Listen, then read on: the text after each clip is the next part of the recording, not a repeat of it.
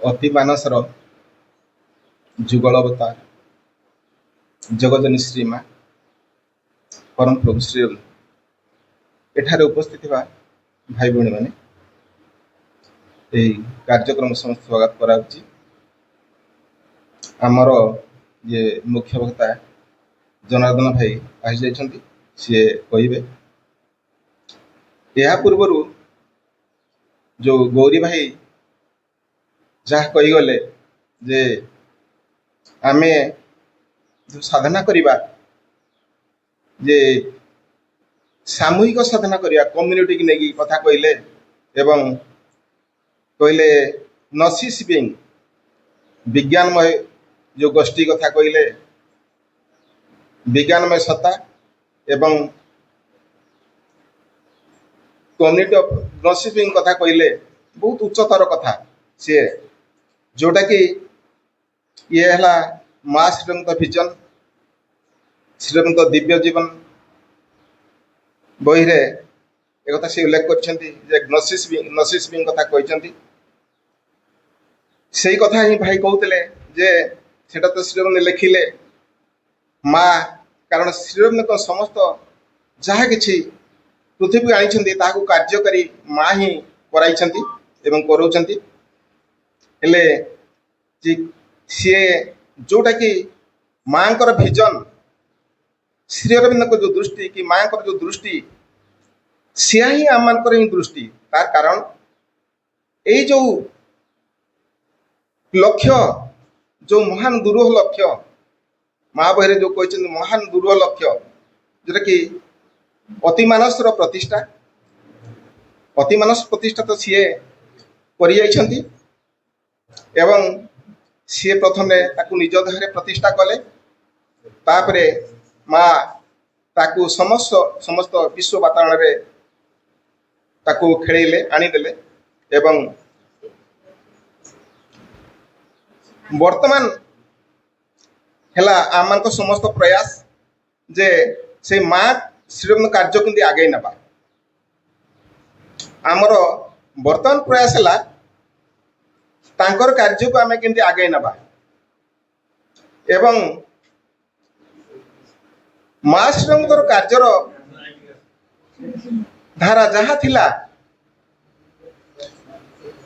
ଆମେ ସେଇ କାର୍ଯ୍ୟଧାରାକୁ ଆମେ ନିଜେ ବୁଝିବା।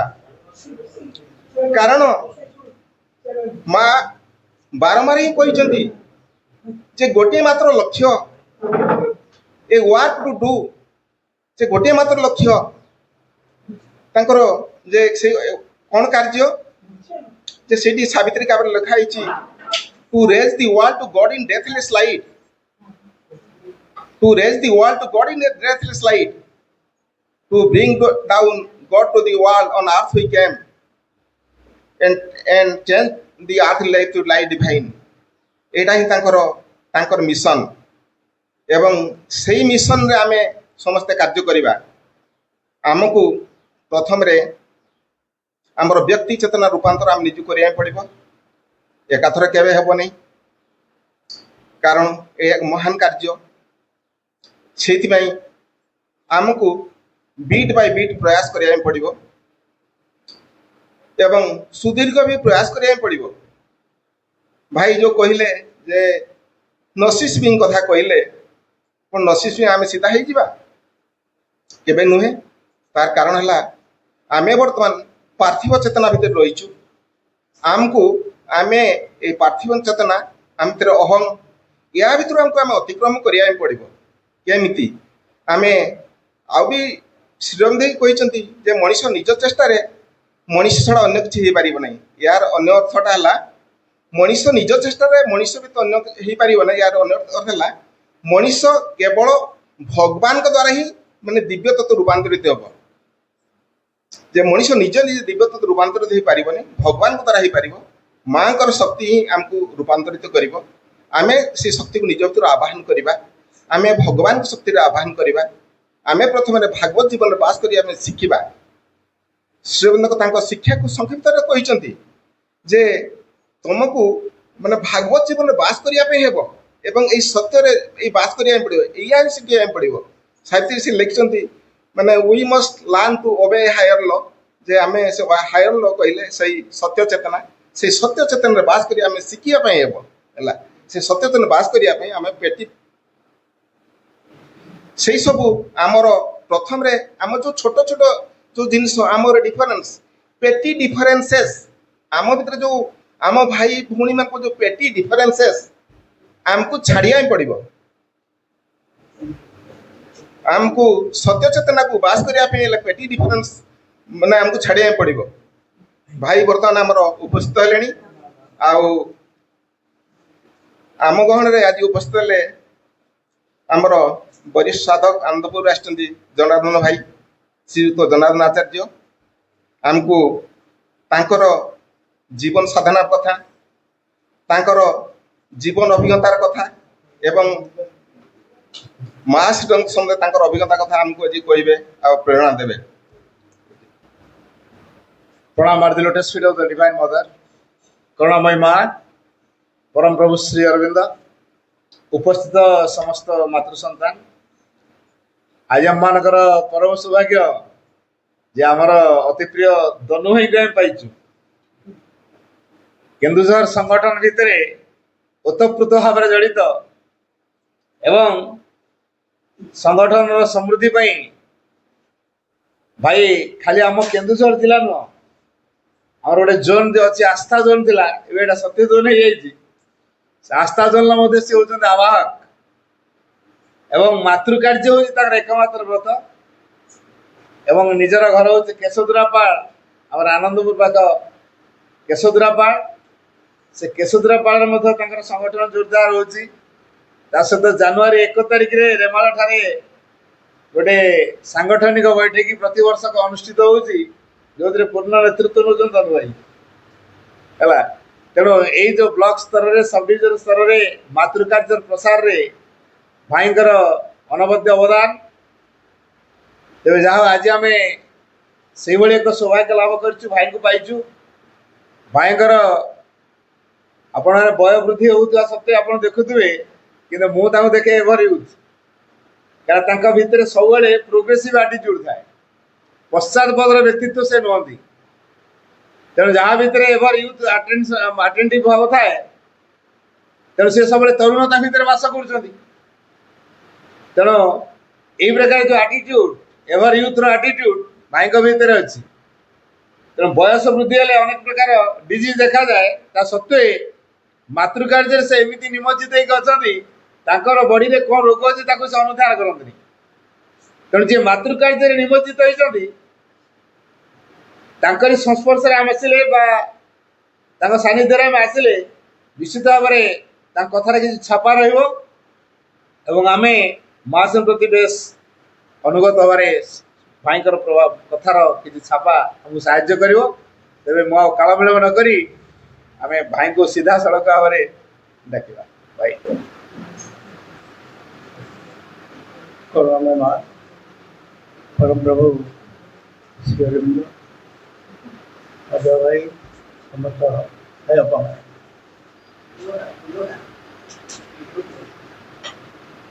विशेष मुहूर्त माँ मुहूर्त को निजे से तैयारी कर माँ चाहिए बोले आम ये बस तेणु से माँ चाहिए बोले आम ये आनी निश्चित कथा माँ तो कृपा ना आम प्रकृत रेखा दे पार ना से बाबा किसी बुझी पार ना मोर गोटे हूँ मो बारिपदार पढ़ला बेले पढ़ुली 65 बेले 65 प्रथम जाइए माँ को दर्शन करने महापात्र नीलमणि साहू सार चंद्रशेखर रथ मो सार दुर्गांध राय मो सार ये चंद्रशेखर रथ महापात्र नीलमणि साहू ताकरी प्रेरणा प्रथम 13 जन पिला डीएस सेकेंडरी थी पैसा टे मुझे सब थाए तेणु मुझे 13 जन पिला प्रथम पंडित जाइए जहाँ से रिजर्वेशन गाड़ी किसी ना ठिया होगी गलु बहुत बाट जाइए बहुत माँ पहुँची ठीक जो दिन फेब्रुआरी 21 तारिख जन्मदिन आम दर्शन मिलने जाइलु से 21 तारिख ठीक माँ ବାଲକୋନି କି ଆସୁଛନ୍ତି, ଆମେ ଯାଇକି ପହଞ୍ଚିଲୁ ସେ ଜାଗାରେ। ମାନେ ଷ୍ଟେସନରୁ ଧାଇଁ ଧାଇଁ ଧାଇଁ ଧାଇଁ ଗଲୁ ବେଗ ଖେଳ ଧରିକିରି। ଆଉ କିଛି ପାଇଲୁନି, ଅଟୋ ଫଟୋ ତ ନଥିଲା, ସେ ସବୁ ଘୋଡ଼ା ଗାଡ଼ି ବଢ଼ିଆରେ ଯାଇକି ପହଞ୍ଚିଗଲୁ। ଠିକ୍ ମା ଆସୁଛନ୍ତି ବାଲକୋନି, ସେଇ ସମୟରେ ଯାଇ ପହଞ୍ଚିଲୁ। ମାଆଙ୍କୁ ଦର୍ଶନ କଲା ପରେ ମୁଁ ଯେଉଁ ଜାଗାରେ ଠିଆ ହେଇକି ମାଆଙ୍କୁ ଦର୍ଶନ କରୁଛି, ମୁଁ ଦେଖୁଛି ମା ମୋ ଆଖି ଦୁଇଟା ମୋହରି ଉପରେ ଅଛି। ମୁଁ ବୋଧେ ସବୁଠୁ ବଦମାସି, ଆଉ ଠିକ୍ ସମୟରେ ପହଞ୍ଚି ପାରିଲି ନାହିଁ କି କ'ଣ, ମା ବୋଧେ ମୋତେ ଲାଗିକି ଯାଇଛନ୍ତି ଆଉ। ତେଣୁ ମୁଁ ଲୁଚିକି ସେ ଭିତରେ ଆଗପଟକୁ ପଳେଇଲି। ସେଠି ଯାଇକି ଠିଆ ହେଇକି ଜାଗାରେ ମା ଦିନ ଆଖି ଦୁଇଟା ମୋହରି ଉପରେ ପଡ଼ିଛି। ସେଇଭଳିଆ ଅନୁଭୂତି ତାକୁ କହିହେବନି। ଯାହା ହଉ, ତା ପରଦିନ ସ୍ପେଶାଲ ଦର୍ଶନ ବି ନଥିଲା, ଟାଇମ୍ ନାହିଁ, ଦିଆହେଲି। କିନ୍ତୁ ହଠାତ୍ ରାତିରେ ଶୋଇଛି, ଧାଡ଼ିଏ ଲେଖିଲି ଚିଠିଟେ ଇଂଲିଶରେ, ପ୍ରି ୟୁନିଭର୍ସିଟି ପଢ଼ୁଥିଲି, ମେଟ୍ରିକ୍ ପରେ ଫାଷ୍ଟ ଇୟର୍। ତେଣୁ ଯାହା ଇଂଲିଶ ଲେଖେ ଧାଡ଼ିଏ ଲେଖିଲି, ମା I want to touch your fit. ସେ ଧାଡ଼ିଏ ଲେଖିକି ଦସ୍ତଖତ କରିଥିଲି। କିନ୍ତୁ କେମିତି ଚିଠିଟା ଦିଆଯିବ, କ'ଣ କରାଯିବ ମୁଁ ଜାଣିନି, ସେ ମାଲୁମ ନାହିଁ। ଯାଇକି ଠିକ୍ ସମାଜରେ ପ୍ରଣାମ କରିକି ଆସୁଛି, ଉଠି ଆସୁଛି, ଦେଖିଲା ବେଳକୁ ଜଣେ ଦିବ୍ୟ ପ୍ରତିମା ଲୋକ ଠିଆ ହେଇଛନ୍ତି, ବଢ଼ିଆ ଧଳା ପୋଷାକ ପିନ୍ଧିଛନ୍ତି, ଗାଡ଼ି ଅଛି। ଭାବିଲି ଏଇ ବୋଧେ ଶ୍ରୀଅରବିନ୍ଦ। ମୁଣ୍ଡକୁ ତ କିଛି ନାହିଁ, ତାପରେ କିଛି ଜାଣିନୁ। ମୁଁ ଶ୍ରୀଅରବିନ୍ଦ ଭାବିକି ପ୍ରଣାମଟେ କରିଦେଲି। ପ୍ରଣାମ କରିଦେଲା ପରେ ଏଠୁ ସେ ଚିଠିଟା ଯେଉଁ ଧରିଥିଲି ମାଆଙ୍କୁ ଦେବା ପାଇଁ, ଖାଲି ଦେଖାଉଥିଲି ତାକୁ ଟିକେ, ସେ ଟିକେ ଦେଖନ୍ତୁ ଆଗେ। ସେ ଚିଠିଟା ଯେତେବେଳେ ଦେଖିଲେ, ସେଠି ସେ ମୋତେ କହୁଛନ୍ତି କ'ଣ ଧରିଛ? ମୁଁ ଗୋଟେ ଚିଠି ମାଆଙ୍କ ପାଖରେ ଲେଖିଥିଲି। ଖାଲି ଲେଖିଥିଲି, ମା mother I want to touch your feet. ଏତିକି। ଏଠୁ କହିଲେ ଦିଅ, ମୁଁ ଯାଉଛି ମାଆଙ୍କ କତିକି ଯାଉଛି, ମଧ୍ୟ ତେଣୁ ଚିଠା ଦେଲି, ସେ ନେଇକି ଗଲେ। ତାପରେ ବୁଝିଲି ଯେ ସେ ହେଉଛନ୍ତି ଚମ୍ପକଲାଲ। ଚମ୍ପକଲାଲ କିଏ ମୁଁ ଜାଣିନଥିଲି। ସେଠି ଚମ୍ପକଲାଲ କ'ଣ କଲେ, ସେଠୁ ଗୋଟେ ପରମିସନ୍ ଆଣି ବାବାଜୀଙ୍କୁ ଦେଇଦେଲେ। ଯେବେ ମା ଦର୍ଶନ ଦିଅନ୍ତି ତା ପରଦିନ ପରମିସନ୍ ନାହିଁ, କିନ୍ତୁ ବାବାଜୀକି ଦେଲେ ଯେ ତା ପରଦିନ ଠିକ୍ 1:15 ମିନିଟ୍ରେ ଦର୍ଶନ କରିବା ପାଇଁ। ସେଠୁ ବାବାଜୀ ଯେତେବେଳେ ସେ ଚିଠା ଚମ୍ପକଲାଲ ପାଇଲେ, ଆମେ ପିଲା ସବୁ ଯାଇଛୁ ସମୁଦ୍ରରେ ବୁଲୁଛୁ, ହଠାତ୍ ଗୋଟେ ପିଲାକୁ ପଠେଇଲେ ଯେ ଯାଅ ଆଉ ଡାକି ଆଣିବ। ଗୋଟେ ପିଲା କିଏ ଗଲା, ଏଇ ମୋତେ କହିଲା ବାବାଜୀ ଡାକୁଛନ୍ତି। ମୁଁ ଯେତେବେଳକୁ ବାବାଜୀ ଭଲ ଦେଖିନି, ଆଉ ପଳେଇ ଆସିଲି। ଯେତେବେଳେ ବାବାଜୀ ପହଞ୍ଚି ପାରିଲି, ପହଞ୍ଚିଛି, ବାବାଜୀ ଉଠି ପଡ଼ିକି ହଠାତ୍ କୁଣ୍ଡେଇ ପକାଇଲେ। କୁଣ୍ଡେଇକି ଏମିତି ଚାପି ଧରିଲେ, ମୁଁ କହିଲି ମୋ ଛାତି ଫାଟିଯିବ। ପ୍ରି ୟୁନିଭର୍ସିଟି ପଢ଼ୁଥିଲି। ଏଠୁ କହିଲେ ତୁମେ ବହୁତ ଲକି, ଧନ୍ୟବାଦ। ମା ପରମିସନ୍ ଦେଇଛନ୍ତି 16 ତାରିଖ ଦିନ 2:15 ତୁମେ ଦର୍ଶନ କରିବ। ସେଠୁ ବାବାଜୀ ସବୁ ବ୍ୟବସ୍ଥା କରିଦେଲେ, ଫୁଲ ଆଣିକି ଦେଲେ, କଲେ ଯିବ, ଏହା କରିବ। ଯାଇକି ସେ ପାଉଛ ପାଖରେ ଛାଡ଼ିଲେ। ଛାଡ଼ିଲା ପରେ ଯାଇକି ଯାଉ ମାଆଙ୍କର କୃପା। ମୋ ମାଆଙ୍କର ପାଦକୁ ବହୁତ ଦିନ ହେଲା ଖାଲି ଚିନ୍ତା କରୁଛି, ପାଦଟି ପାଇଲେ ମୁଁ ଖାଲି ମୁଣ୍ଡଟି ମାରିବି। ସେ ଯାହା ହଉ ହଠାତ୍ ଯାଇକି ଆଗେ ପାଦରେ ମୁଣ୍ଡ ଥୋଇଦେଲି। ସେ ଜାଗାରେ ମା ପାଖରେ ଟେକି ନେଇଗଲେ ମୋତେ କୋଳକୁ। ଆଉ ସେ ସମୟ କଥା କେମିତି ବର୍ଣ୍ଣନା କରି ହେବନି, ଛାଡ଼ନ୍ତୁ। ସେ ସୁଯୋଗ ଭଗବାନ ଦେଇଥାନ୍ତି, ମା କେମିତି ଦିଅନ୍ତି, ମା କେତେ ଭଲ ପାଆନ୍ତି। ମୁଁ ସେଇଠି ଅନୁଭବ କଲି ଯେ ପ୍ରକୃତରେ ଇଏ ଦିବ୍ୟଜନରେ କାହିଁକି ହେଇଥାନ୍ତି, କ'ଣ ପାଇଁ ହେଇଛନ୍ତି ତାକୁ। ସେଇଠି ଗୋଟେ ଅନୁଭୂତି ମୋ ଭିତରେ ଆସିଲା ଯେ ପ୍ରକୃତରେ ହେଉଛନ୍ତି ଦିବ୍ୟଜନ। ସେ ଦର୍ଶନରେ ଯାହା ଦେଖିଥିଲେ ବାଲକୋନିରେ, ତାପରେ ସେ କୋଳରେ ମୁଣ୍ଡ ରଖିଲା ପରେ ଜୀବନଟାର ଗୋଟେ ଯେମିତି ଭାବିଲି, ମୋ ଜୀବନଟା ଗୋଟେ କେଉଁଠୁ ଆସିଛି, ଆଉ ଗୋଟେ ଜୀବନ ଇଏ। ଏଇଟା ସେଇ ଜୀବନ ନୁହେଁ, ଜୀବନର ଗୋଟେ ଅଲଗା କିଛି ଅଛି।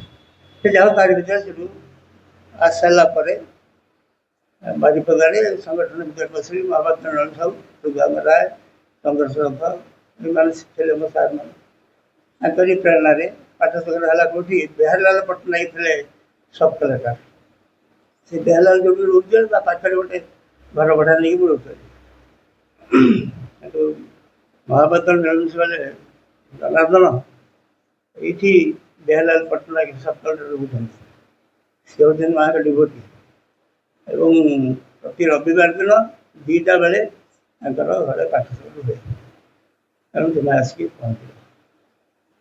ଯାହା ହଉ ସେ ମାଙ୍କର ଅଶେଷ କୃପା ସେ ଭଗବାନ ରାୟ ମହାପ୍ରାଣ ସବୁ ଚନ୍ଦ୍ରଶେଖର ରଥ ଇଏ ଏମିତି ଏକ ସୁଯୋଗ ମୋତେ ମା ଦେଲେ ସେ ଜାଗାରେ ବସିଲି ମୁଁ ଗୋଟେ ଛାତ୍ର ଯାହା ହଉ ସେଠୁ ସେ ମୋର ପ୍ରଥମ ପାଠ ଯୋଉ କ'ଣ ସେଠୁ ଆରମ୍ଭ ହେଲା। ଯାହା ହଉ ଏମିତି ତାପରେ ମାଆଙ୍କୁ ଆଉ ଦୁଇଥର ଖଣ୍ଡେ ଦର୍ଶନ କରିଛି ଗଲା ପରେ ତାପରେ ମା ଚାଲିଗଲେ। ତାପରେ ସେ ଚାଲିଛି ପଣ୍ଡିଚେରୀ ଯାଉଛି ସବୁ ବର୍ଷ ଦୁଇଥର ତିନିଥର ଯାଉଛି କାରଣ ସେଇଟା ମୋ ଘର ଭଳିଆ ଲାଗେ ମୋତେ ପ୍ରକୃତରେ ମୋ ଘର ଲାଗେ ଯେ ମୋ ଘର ମୋ ଗାଁ ଏମିତି ଲାଗେ। ସେଇଆ ହଉ କିନ୍ତୁ କଥା ହେଉଛି ମୁଁ ତ ଅନେକ ତା ଆଗରୁ ସମୁଦାୟ 13 ଜଣ ଗୁରୁଙ୍କର ଦୀକ୍ଷା ନେଇଛି। ଗାୟତ୍ରୀ କଥା କୁହନ୍ତୁ ଠାକୁରଙ୍କ କଥା କୁହନ୍ତୁ ଠାକୁରଙ୍କ ଦର୍ଶନ କରିଛି ଥିଲେ ଯାଇଛି ତାଙ୍କୁ ଗୋଟେ ଲାଇନ୍ ଠିଆ ହେଇଛି ଜଣେ ଲୋକ ଟାଣି ନେଇଗଲା ଯାଇକି ପହଞ୍ଚିଗଲା ଠାକୁରଙ୍କ ଅଛି ବହୁତ ମା ଅଛନ୍ତି ଅଛି ସେଠି ଗାୟତ୍ରୀ ଦୀକ୍ଷା ନେଇଛି। ତେଣୁ ସମୁଦାୟ ହିସାବରେ ଗାୟତ୍ରୀ ଗୁରୁଦେବଙ୍କ ସେ ଆଶ୍ରମରେ ରହିଲି ମାସେ ରହିଛି। ତେଣୁ ଏମିତି 13 ଜଣ ଗୁରୁଙ୍କର ଦୀକ୍ଷା ନେଇଛି ଏବଂ ତାଙ୍କ ସହିତ ଯୋଗାଯୋଗ ଯେମିତି ହେଇଛି ତାଙ୍କ ଆଶ୍ରମରେ ରହିଛି ଏମିତି ଅଛି। କିନ୍ତୁ ମାଆକୁ ପ୍ରଥମେ ଦର୍ଶନ କରିଛି ତା ଆଗରୁ ଆଧ୍ୟାତ୍ମିକତା ଗ୍ରହଣ ଜାଣିନଥିଲି ୟୁନିଭର୍ସିଟି ପଢ଼ୁଥିଲି ତେଣୁ ଭଗବାନ କ'ଣ ଆଧ୍ୟାତ୍ମିକ ଗ୍ରହଣ ମୁଁ କିଛି ଏଭଳି ସାଧାରଣ ଭାବରେ ଖାଲି ମନ୍ଦିରକୁ ଯାଏନି ସମସ୍ତେ ଜ୍ୱର ହୁଏ କିନ୍ତୁ ମାଆଙ୍କୁ ଧରି ଦେଖି ସାରିଲା ପରେ ମାଆଙ୍କ କୋଳରେ ରହି ସାରିଲା ପରେ ଜୀବନଟା ପ୍ରକୃତରେ ଗୋଟେ ଅଲଗା ପ୍ରକାର କେମିତି ହେଇ ଉଠିଲା ଆପେ ଆପେ। ମୁଁ କେବେ ଚେଷ୍ଟା କରିନି ଚିନ୍ତା ବି କରିନି ମା କିଏ କ'ଣ କିଏ ଭଗବାନ କିଏ କିନ୍ତୁ ତା ଭିତରେ ସିଏ ତାର ଠିକ୍ କରିଚାଲିଛନ୍ତି।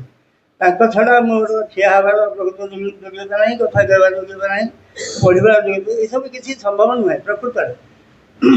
ୟୁନିଭର୍ସିଟି ପରୀକ୍ଷା ଦେଲି ବା ଯାହା ପରୀକ୍ଷା ଦେଲି ଏଗୁଡ଼ା ସବୁ ସିଏ ଯେମିତି ଲେଖୁଛନ୍ତି ତାଙ୍କ କଲମରେ ସିଏ ଲେଖୁଛନ୍ତି ମୁଁ କିଛି ଲେଖିନାହିଁ। ମୋତେ ପଚାରିଲେ ତାପରେ ଉତ୍ତରଟା କ'ଣ ଲେଖିଲ ମୁଁ କହିପାରିବି ନା ସତ କଥା ହେଲା ସେ ସବୁବେଳେ ମା ଯେମିତି ମୋ ପାଖାପାଖି ଅଛନ୍ତି ଦାୟିତ୍ୱ ନେଉଛନ୍ତି ଚାଲିଛି ସେ ଦିନଠୁ ଚାଲିଛି ଅର୍ଗାନାଇଜେସନ୍ ଭିତରେ ପଶିଲି କାର୍ଯ୍ୟ ସବୁ ଚାଲିଲା ବସିଲି ଯାହା ହଉ ବର୍ତ୍ତମାନ 83 ଏଜ୍ ତଥାପି ମା ସେ କାର୍ଯ୍ୟ କରିବା ପାଇଁ ମୋତେ ସକ୍ଷମ ମୁଁ ଅଛି। ମାଆଙ୍କ କାମ କରିବା ପାଇଁ କିଛି ଅସୁବିଧା ନାହିଁ। ମୋ କହିବା କଥା ଗୋଟେ ଆମେ କ'ଣ ପାଇଁ ଏତେ ବ୍ୟସ୍ତ କାହିଁକି ୟା ଭିତରେ ବସୁଛନ୍ତି ମୋତେ ଆଶ୍ରମ ଭଳିଆ ଲାଗୁଛି ଜାଗାଟି ପ୍ରକୃତରେ ଆଶ୍ରମର ସବୁକିଛି ଏଠି ମା କୃପା କରିକି ଏଠି ଆପେ ପଳେଇ ଆସିଛନ୍ତି। ଏମିତି ଗୋଟେ ଫିଲିଂ ଆସୁଛି ହଠାତ୍ ବସିଲା ପରେ ସମାଧି ଦେଇଗଲା ପରେ ଭିତରେ ଗୋଟେ ଅଲଗା ଚେତନା ସୃଷ୍ଟି ହେଇଛି। ପ୍ରକୃତରେ ତାଙ୍କ ଉପସ୍ଥିତି ଆମେ ଅନୁଭବ ଯଦି କରିପାରୁଛନ୍ତି ତାହେଲେ କାମଟା ଆମ ପାଇଁ ସିଏ କରୁଛନ୍ତି। ଯଦି ମୁଁ କିଛି ଆପଣମାନଙ୍କୁ କହୁଛନ୍ତି ମୁଁ କହୁଛି କିଛି କହୁନି ସିଏ କହୁଛନ୍ତି କାରଣ ସିଏ ଜାଣିଛନ୍ତି କ'ଣ କୁହାଯିବ କ'ଣ କରାଯିବ ଆମେ କେମିତି କ'ଣ କରିବା। ଗୋଟିଏ କଥା ଆପଣମାନଙ୍କ ଭିତରେ ସମସ୍ତଙ୍କ ଭିତରେ ଆସିବ ସମସ୍ତେ ମାଆଙ୍କୁ କିଏ ଜାଣିଥିବ କିଏ ଜାଣିନଥିବେ ଏମିତି ବିଭିନ୍ନ ପ୍ରକାର ଆମେ ଥିବା ଆଧ୍ୟାତ୍ମିକ ଲୋକ ଥିବା ମୋର ଟିକେ ଅଭିଜ୍ଞତା ବେଶୀ କାହିଁକି ଆପଣ କହେ ସେଇ ତଥାକଥିତ ଆଧ୍ୟାତ୍ମିକତା ଭିତରେ ମୁଁ 13 ଜଣ ଗୁରୁଙ୍କର ଦୀକ୍ଷା ନେଇଛି। ସେମାନେ 13 ଜଣ ଗୁରୁଙ୍କ ଦୀକ୍ଷା ମାନେ ତାଙ୍କ ଭିତରେ ମୁଁ 5 ବର୍ଷ 7 ବର୍ଷ ତାଙ୍କ ଚେତନା ଭିତରେ ରହି କାର୍ଯ୍ୟ କରିଛି। ସର୍ବଶେଷ ମାଆକୁ ଜାଣିଛି କିନ୍ତୁ ମାଆକୁ ଜାଣିଲା ପରେ ଏଗୁଡ଼ା ସବୁ ଗାୟତ୍ରୀ ଭିତରେ ବସିଲି ଠାକୁର ଅନ୍ତର ଭିତରେ ବସିଲି ଠାକୁର ନିଗମନ ଭିତରେ ବସିଲି ସତ୍ୟସାଇ ବାବାଙ୍କୁ ଦର୍ଶନ କରିଛି। ଏସବୁ ମାନେ ଯେତେ ଅଛନ୍ତି ଆମର ଆଧ୍ୟାତ୍ମିକ ଗୁରୁ ପ୍ରାୟ ସେଥିରୁ ଅଧିକ ଲୋକଙ୍କୁ ମୁଁ ଦର୍ଶନ କରିପାରିଛି ସୁଯୋଗ ମୋତେ ମା ଦେଇଛନ୍ତି ଏବଂ ତାଙ୍କ କୃପା ବଳରେ ମୁଁ ସେମାନଙ୍କୁ ସବୁ ଦେଖିଛି ଏବଂ ସେମାନଙ୍କ ବହି ପଢ଼ିଛି ତାଙ୍କ ଦର୍ଶନ ବିଷୟରେ ଧାରଣା ଅଛି। ତେଣୁ ମୋର କହିବା କଥା ଗୋଟେ କଥା ଯେ ଆମେ ପ୍ରକୃତରେ କ'ଣ ପାଇଁ ଜନ୍ମ ହେଇଛନ୍ତି ଆମର ଜନ୍ମ ହେବାର କାରଣ କ'ଣ ଜନ୍ମରୁ ପୁଣି ଏପର୍ଯ୍ୟନ୍ତ ଯେଉଁ ବଢ଼ି ଆସୁଛନ୍ତି ଏହାର କାରଣଟା କ'ଣ ଏବଂ ଦେହ ତ୍ୟାଗ କଲା ପରେ ପୁଣି କ'ଣ ହେବ ନା ନ ହେବ ସେ ତାର କାରଣ କ'ଣ ଏ ନିଶ୍ଚିତ ଧରଣର ଗୋଟେ କିଛି ସତ୍ୟ ଅଛି। ଆପଣମାନେ ଯେଉଁମାନେ ଏଠିକି ଆସି ପହଞ୍ଚନ୍ତି ଆପଣମାନଙ୍କ ଭିତରେ ଗୋଟେ ଚେତନା ଅଛି ସେ ଚେତନା ଆପଣଙ୍କୁ ଏଠିକି ଆଣିଥିବେ ଆଗେ ନୁହେଁ। ତେଣୁ ସେଇ ଚେତନାଟା କେତେ ପ୍ରକାରର ଅଛି ଭିନ୍ନ ଭିନ୍ନ ପ୍ରକାରର ଅଛି କିନ୍ତୁ ଆମେ ଯେଉଁ ଚେତନା ଭିତରେ ଏଠି ପହଞ୍ଚନ୍ତି ଏଇଟା ହେଉଛି ପୂର୍ଣ୍ଣାଙ୍ଗ ଚେତନା ୟା ପରେ ଆଉ କିଛି ନାହିଁ। ଏଇ ଚେତନା ହେଲା ପୂର୍ଣ୍ଣାଙ୍ଗ ଚେତନା। ଏଇ ପୂର୍ଣ୍ଣାଙ୍ଗ ଚେତନାଟା କ'ଣ ତାକୁ ଆମେ ଭାବରେ ବୁଝିବା ଦରକାର। ଆମର ଗୋଟେ ଶରୀର ଅଛି ଶାରୀରିକ ଚେତନା ବି ଅଛି, ସେ ଶରୀରଟା ଭିତରେ କିଛି ନା କିଛି କ୍ରିୟା ଅଛି। ଯେମିତି ସେ ମା ବହିରେ ଆପଣ ପଢ଼ିଥିବେ, ଶାରୀରିକ ପରିକ୍ରମୂଢ଼ତା, ସଂଶୟ, ଅବିଶ୍ୱାସ, ଦୁରାଗ୍ରହ, ସଂକୀର୍ଣ୍ଣତା, ଆଳସ୍ୟ, ପରିବର୍ତ୍ତନ ବିମୁଖତା, ତାମସିକତା, ଏଇଟା ଶରୀର କ୍ରିୟା। ଶରୀରର ଏଇ କାମଗୁଡ଼ା ହୁଏ। ଆମେ ତାରି ଭିତରେ ବନ୍ଦିକି ଶାରୀରିକ ପରିକ୍ରମୂଢ଼ତା, ସଂଶୟ, ଅବିଶ୍ୱାସ, ଦୁରାଗ୍ରହ, ସଂକୀର୍ଣ୍ଣତା, ଆଳସ୍ୟ, ପରିବର୍ତ୍ତନ ବିମୁଖତା, ତାମସିକତା, ଆମେ ଏହାରି ଭିତରେ ବନ୍ଦିକି ଯଦି ବନ୍ଦୀ ଆମର ଆମେ କ'ଣ କରୁଛନ୍ତି ନା କେବଳ ଫିଜିକାଲି ନା, ଆମେ ଗୋଟେ ଶାରୀରିକ ମଣିଷ। ୟାରି ଭିତରେ ଆମେ ନିମଜ୍ଜି ଯାଉଛନ୍ତି, ଏହା ସହିତ ଆମର ସମ୍ପର୍କ ଅଛି। ତେଣୁ ଆମେ ଗୋଟେ ଶାରୀରିକ ମଣିଷ। ଯେମିତି ଜଡ଼ ଅଛି, ସେ ଜଡ଼ର ଗୋଟେ ଶରୀର ଅଛି, ଆମେ ସେଇ ଟାଇପ୍ର। କିନ୍ତୁ ଆମର ଗୋଟେ ପ୍ରାଣ ଅଛି। ଏଇ ଜଡ଼ ଠାରୁ ଆଉ ଗୋଟେ ସତ୍ତା ଅଛି, ଆଉ ଗୋଟେ ଅଛି ପ୍ରାଣ। ପ୍ରାଣ କଥା ବି ଆପଣମାନେ ମା ବହି ପଢ଼ିଥିବେ। ପ୍ରାଣର ବାସନା, କ୍ଷୁଧା, ଉତ୍ତେଜନା, ଆବେଗ, ସ୍ୱାର୍ଥପରତା, ଅହଙ୍କାର, ଗର୍ବ, କାମ, ଲୋଭ, ଈର୍ଷା, ଅସୂୟା, ସତ୍ୟ ପ୍ରତି ବିରୁଦ୍ଧ, ମା ବହି ଲେଖା ହେଇଛି। ଏଇଭଳିଆ ସବୁ ଆମ ପ୍ରାଣର କାର୍ଯ୍ୟ। ଆମେ ତାରି ଭିତରେ ବନ୍ଦିକି ବାନ୍ଧି ହେଇକି ଅଛନ୍ତି କି ସେ ଭିତରେ। ଯଦି ବାନ୍ଧି ହେଇକି ଅଛନ୍ତି, ଆମେ ଗୋଟେ ପ୍ରାଣୀ ଭଳିଆ ଲୋକଟେ ଜୀବନ ବିତାଉଛନ୍ତି। ଆଉ ଯେଉଁ ପ୍ରାଣୀମାନେ ଯେମିତି ହାତୀ ହଉ, ବାଘ ହଉ, ଗାଈ ହଉ, ଛେଳି ହଉ, ସେମାନେ ସବୁ ପ୍ରାଣୀ। ତାହେଲେ ଆମେ ଗୋଟେ ସେଭଳିଆ ପ୍ରାଣୀ। ଆଉ କ'ଣ ଅସୁବିଧା କିଛି ନାହିଁ। ମଣିଷ ଗୋଟେ ପ୍ରାଣୀ ବି ନୁହେଁ କି, ସେ ପ୍ରାଣୀଟି। କିନ୍ତୁ ଆମେ ସେଇଠି ବନ୍ଦିକି ସେଇ ଜାଗାରେ ରହିଗଲି କି, ଏଇ ପ୍ରାଣ ଭିତରେ ବନ୍ଦୀ ହେଇକି ରହିଗଲି କି, ଆଉ ଆମର ଆଉ କିଛି ନାହିଁ ନା। ଆଉ ଗୋଟେ ଅଛି, ମଣିଷର ଅଛି, ମନଟି ଅଛି। ଯଦି ମନଟା ଅଛି, ତାହେଲେ ସେ ମନଟା କ'ଣ, ତା ବିଷୟରେ ଆମର ଧାରଣା ଅଛି। ଧରିବା ଦରକାର ମା ବହିରେ ଖାଇକି ପଢ଼ିବେ। ମନର ଧାରଣା, ଅଭିମତ, ଅଭିରୁଚି, ଅଭ୍ୟାସ, ପରିକଳ୍ପନା, ଆମେ ଏଇଥିରେ ପ୍ରାୟ ବେଶୀ ବନ୍ଦୀ। ପ୍ରକୃତରେ ଆମେ ସବୁ ମଣିଷମାନେ ଏଇଟା ଉପରେ ବେଶୀ ଗୁରୁତ୍ୱ ଦିଅନ୍ତି। ମନର ଧାରଣା ଅଛି, ସମସ୍ତଙ୍କର ଅଛି। ଏମିତି ଏଇ ସମୟରେ ପହଞ୍ଚିବେ, କ'ଣ ହେଇଯିବ କି, ଏସବୁ ବିଭିନ୍ନ କଥା ଅଛି। ମନର ଧାରଣା, ଅଭିମତ, ଆମେ ବଡ଼ ବ୍ୟସ୍ତ ଅଭିମତ ଦେବା ପାଇଁ ମଣିଷମାନେ। ଅଭିରୁଚି, ଏଟା ଭଲ ଲାଗୁଛି, ଏଟା ଭଲ ଲାଗୁନି, ଆମେ ତାରି ଭିତରେ ବନ୍ଦୀ। ଅଭ୍ୟାସ, ତାରି ଭିତରେ ବନ୍ଦୀ। ଏ ଯେଉଁ ମନର ଧାରଣା, ଅଭିମତ, ଅଭିରୁଚି, ଅଭ୍ୟାସ, ପରିକଳ୍ପନା, ଯୋଜନା, এই ଯୋଜନା ସବୁ ସଦା ଆମେ କରୁଛନ୍ତି ନା। ଏହା କରିଦେବା, ତା କରିଦେବା, ଏମିତି ହେବ, ସେମିତି ହେବ, ପୁଅଟା ଏହା ପାଠ ପଢ଼ିବ, ସେମିତି ହେବ, ଏଇଟା କରୁଛନ୍ତି କି ଆମେ? ଏଇଟା ମନର କଥା। ମନରେ ଅଛି ତାହେଲେ ହେବ। ମନ ନାହିଁ, ଆମେ ଏଇ ପର୍ଯ୍ୟନ୍ତ ଯାଇଥିଲେ, ଏଇ ପର୍ଯ୍ୟନ୍ତ ଯାଇଥିଲେ। ଆଉ ଗୋଟେ ଆଉ ଟିକେ ଅଛି ଥିଲା ଅଧିମାନସ ଜଗତ। ମାନସର ଗୋଟେ ଜଗତ ଅଛି, ଅଧିମାନସ ଜଗତ। ସେ ଅଧିମାନସ ଜଗତ କ'ଣ ନା, ଅଧିମାନସ ଜଗତ ଅନେକ ଧାର୍ମିକ କାର୍ଯ୍ୟ, ଧର୍ମ ସବୁ ଅଛି, ସମ୍ପ୍ରଦାୟ ଅଛି, ତା ଭିତରେ ଆମେ ବି ଥିଲେ, ଅଛନ୍ତି ବି। କିନ୍ତୁ ଶ୍ରୀଅରବିନ୍ଦ ମା ଆସିଛନ୍ତି ଯେତେବେଳେ, ସେ କ'ଣ କହୁଛନ୍ତି, ସେ ଏକ ସର୍ବୋତ୍ତମ କଥା କହୁଛନ୍ତି। ଅଧିମାନସ ପରର କଥା କହୁଛନ୍ତି, ଅତିମାନସ କଥା। ଆମେ ଅତିମାନସ ଜଗତକୁ ଯିବା। ଏଇ କଥାଟା ଆମର একটা ନୂଆ କଥା। ଏଇଟା ପ୍ରକୃତରେ ସଂସାର ପାଇଁ ମଧ୍ୟ ନୂଆ। ଅଧିମାନସ ଜଗତ ପର୍ଯ୍ୟନ୍ତ ଆମେ ଯାଇଥିଲେ ଏବଂ ଯାଉଥିଲେ। ଏଇଟା କ୍ରିୟା ହେଉଥିଲା ସମଗ୍ର ଭାରତ ପୃଥିବୀ ବିଷୟରେ। ଯେମିତି ଯୀଶୁଖ୍ରୀଷ୍ଟ ହୁଅନ୍ତୁ, ମହମ୍ମଦ ହୁଅନ୍ତୁ, ଇତ୍ୟାଦି ଇତ୍ୟାଦି, ବିବେକାନନ୍ଦ ହୁଅନ୍ତୁ, ଯିଏ କିଛି ହୁଅନ୍ତୁ, ମାନେ ସେ ଗୋଟେ ଜଗତ ଥିଲା। ତା ଭିତରେ ଆମେ ବନ୍ଦୀ ହେଉଥିଲେ, ଦୀକ୍ଷା ନେଉଥିଲେ। ମୁଁ 13 ଜଣ ଗୁରୁଙ୍କ ଦୀକ୍ଷା ସେଇଥିପାଇଁ ନେଇଛି। କ'ଣ କ'ଣ ଦୀକ୍ଷା, କ'ଣ ଭିତରେ ଅଛି, ସବୁବେଳେ ଜାଣିବା ପାଇଁ ତା ଭିତରେ ପଶିଥିଲି। ପଶିକି ମଧ୍ୟ 5 ବର୍ଷ 10 ବର୍ଷ ସେଥିରେ କାମ କରିଛି। କିନ୍ତୁ ମାଆଙ୍କୁ ଭଲ ପାଏ, ମାଆଙ୍କୁ ଦେଖିଛି ମାନେ ସବୁଠି ମାଆଙ୍କ କାର୍ଯ୍ୟ ବି ଆଖି ଆଗରେ ରହେ, କିନ୍ତୁ ତାଙ୍କ ସହିତ ମିଶିକି ସେ କାର୍ଯ୍ୟ କରେ। ତେଣୁ 13 ଜଣ ଗୁରୁଙ୍କ ଦୀକ୍ଷା ମାନେ ଆପଣମାନେ ବୁଝିବେ, ମୁଁ 13ଟା ଜଗତ ଭିତରେ ବି ଅଧିମାନସ ଜଗତରେ କ୍ରିୟା କରିଛି, ରହିଛି। କିନ୍ତୁ ମାଆଙ୍କୁ ଫାଷ୍ଟ ମାଆଙ୍କୁ ଦେଖିଛି। ଆଗରୁ ଆଧ୍ୟାତ୍ମିକ ଗ୍ରହଣ ଜାଣିନଥିଲେ। ମାଆଙ୍କୁ ଦର୍ଶନ କରିସାରିଲା ପରେ ওটা ସବୁ ଆସ୍ତେ ଆସ୍ତେ ଭିତରେ ପଶିଲା, ଆପେ ଆପେ ପଶିଲା। ତା ଭିତରେ ବି ପଶିଲି। ମୁଁ ଏଇ କେଉଁଝର ଆସିଥିଲି, ଗାୟତ୍ରୀ ଗୋଟେ ସଂଗଠନ କରୁଥିଲି। ଗାୟତ୍ରୀ ସଂଗଠନ କରିକି ଯିବ ଗୋଟେ ପଞ୍ଚକୋଟି ଗାୟତ୍ରୀ ମାସ ଦେଖି ଆମେ କରିଥିଲୁ। ତେଣୁ କଥା ହେଉଛି ତା ଭିତରେ ପଶିଥିଲି। ଠାକୁର ବନଚନ୍ଦ୍ର, ଠାକୁର ଜ୍ଞାନାନନ୍ଦ, ତାଙ୍କ ଭିତରେ ଯାଇ ଦର୍ଶନ କରିଛି, ତାଙ୍କ ସହିତ ବି କରିଛି। ତେଣୁ ସେମାନଙ୍କ ଦୀକ୍ଷା ନେଇ ସାରିଲା ପରେ, ତାଙ୍କର ଇଏ କାର୍ଯ୍ୟ କରିସାରିଲା ପରେ, ମୋ ଭିତରେ ତାଙ୍କ ଭିତରେ ଟିକେ ସବୁବେଳେ ଡିଫରେନ୍ସ ଆସେ। ମୋତେ ସମସ୍ତେ କହନ୍ତି, ତୁ ପଢ଼ୁଛୁ କାହିଁକି, ତୋର ଆଗ୍ରହ ନାହିଁ, ଇଚ୍ଛା ନାହିଁ, କାହିଁ କରୁଛୁ? ମୁଁ କହିଲି, ମୁଁ ତ ଯେଉଁଠି ବସିକି କିଛି ଗୋଟେ କଲାବେଳକୁ, ଆରମ୍ଭ କଲାବେଳକୁ ମାଆଙ୍କୁ ଦେଖିଲି। କାରଣ ମାଆଙ୍କ କୋଳରେ ମୁଣ୍ଡଟା ରଖିକି ତାଙ୍କ ପାଦ ଦୁଇଟା ଛୁଇଁ ଦେଇଛି, ସେଇ ପାଦ ଦୁଇଟା ମୋତେ ସବୁବେଳେ ଦେଖାଯାଉଛି। ମୁଁ ଆଉ କ'ଣ କରିବି? ଏ ଗାୟତ୍ରୀ ଭିତରେ ପଶିଲେ ସେଇ ପାଦ ଦୁଇଟା, ଠାକୁର ଭଞ୍ଜନକୁ ଭିତରେ ପଶିଲେ ସେଇ ପାଦ ଦୁଇଟା, ଠାକୁରଙ୍କୁ ଦର୍ଶନ କରିଛି, ତାଙ୍କୁ ଭଜନ ଆଗକୁ ଦର୍ଶନ କରିଛି, ତାଙ୍କ ପାଦ ସ୍ପର୍ଶ କରିଛି, ଯୁଆଡ଼େ ଦୀକ୍ଷା ନେଇଛି, ହେଲେ କିନ୍ତୁ ମାଆଙ୍କ ପାଦ ଦୁଇଟା ଦେଖାଯାଏ। ଠାକୁର ଭଞ୍ଜନ ତାଙ୍କ ସଂସ୍ଥାରେ ପଶିଲେ କ'ଣ ହେବ? ମାଆଙ୍କୁ ତ ଦେଖିବା, ମାଆଙ୍କ ପାଦ ଦୁଇଟା ମୁଣ୍ଡରେ ବାଜିବା ସବୁବେଳେ। କଥା ହେଉଛି ଏ ଜୀବନଟା ଆମେ କ'ଣ ତାକୁ କେମିତି ଟିକେ ବୁଝିବା। ଗୋଟାଏ କଥା ସର୍ବୋତ୍ତମ କଥା ଏବଂ ପୂର୍ଣ୍ଣାଙ୍ଗ କଥା କରିବା ପାଇଁ ଆମେ ଏଠି ପଶୁଛୁ। ସର୍ବୋତ୍ତମ କଥା କାର୍ଯ୍ୟ ଏବଂ ପୂର୍ଣ୍ଣାଙ୍ଗ କାର୍ଯ୍ୟ। ମୁଁ ଯେଉଁ 13 ଜଣ ଗୁରୁଙ୍କ ଦୀକ୍ଷା ନେଲି, ତାର ଗୋଟେ କାରଣ ରହୁଛି। କାରଣଟା ରହୁଛି କ'ଣ? ଏଇ ପୂର୍ଣ୍ଣାଙ୍ଗତା ବୋଧେ ଜଣେଇବା ପାଇଁ ତାଙ୍କର ଗୋଟେ କ୍ରୀଡ଼ା ଥିଲା। ସେମାନେ କହୁଛନ୍ତି ୟା ଭିତରେ ଘାଣ୍ଟି ହୋ 10 ବର୍ଷ ଦେଖେ, ତାର ଗୋଟେ କାମ ଅଛି। ନିମ୍ନରେ ତାର କାର୍ଯ୍ୟ ଅଛି, ମନା ନାହିଁ, କିନ୍ତୁ କାର୍ଯ୍ୟ ଅଛି ଯେ ସେଇଟା ବାନ୍ଧିକି ମୋତେ ରଖିପାରିଲା ନାହିଁ। ଏଣେ ମାଆଙ୍କର ପାଦ ଦୁଇଟା, ତାଙ୍କ କୋଳଟା ମୋତେ ସବୁବେଳେ ଦେଖାଗଲା, ସବୁବେଳେ ଲାଗିଲା ତାଙ୍କ ସ୍ପର୍ଶ ଯେମିତି ଅନୁଭବ କରୁଛି। ତେଣୁ ସେଠି କରେ ବିରୋଧ କିଛି ମୁଁ କରେ ନାହିଁ, କିନ୍ତୁ ସର୍ବଶେଷରେ ସେ ଜାଗା ଛାଡ଼ିକି ମୁଁ ପଳେଇ ଆସେ, ଆପେ ପଳେଇ ଆସେ। ଆଉ ମୋତେ କେହି ରଖିପାରିବେନି କଥା ହେଲା।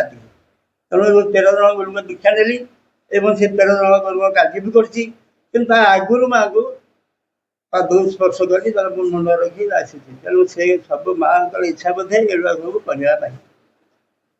ମାଆ ନ ଚାହିଁଥିଲେ ମୁଁ ଇଆଡ଼େ ଟିକେ ବସିଥାନ୍ତି। ମାଆ ମାନେ କୋଉ ଜନ୍ମରେ ଗୋଟେ ହେବା କଥା ମନେ ନୁହେଁ, ସେଟା ବୋଧେ ହେଇନଥିଲା। ଏଇ ଜନ୍ମରେ ମାଆ କହିଲେ ସାର ସବୁ।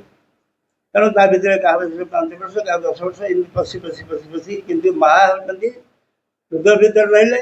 ମାଆଙ୍କୁ ସବୁବେଳେ ଦେଖେ, ସେ ଠାକୁର ଅନୁସନ୍ଧାନକୁ ଜୁହାର ହେଲା ବେଳେ ମାଆଙ୍କୁ ଦେଖେ, ଗାୟତ୍ରୀ ଗୁରୁଦେବଙ୍କୁ ପ୍ରଣାମ କଲାବେଳେ ମାଆଙ୍କୁ ଦେଖେ। ଏ ମାଆ ଦେଖାଯାଆନ୍ତି, କିନ୍ତୁ ତାଙ୍କୁ ଗୁରୁ 13 ଜଣ ଗୁରୁଙ୍କୁ ଯେଉଁ ଦୀକ୍ଷା ନେଲି, ତାଙ୍କର ଆବଶ୍ୟକତା କିଛି ଥିଲା। ଏଇଟା ଭୁଲ ନୁହେଁ। ମାଆ ଜାଣିକି ସେ ଦୀକ୍ଷା ନେବା ପାଇଁ କହିଛନ୍ତି, ଏଇଟା ଦେଖେଲା ବୁଝ, କେମିତି ସେଠି ମାଆ ଅଛି। ତେଣୁ ମୋର ଆପଣମାନଙ୍କୁ କହିବା କଥା ଗୋଟେ କଥା ଯେ ଆମର ମନ ପ୍ରାଣ ଶରୀର ଅଛି।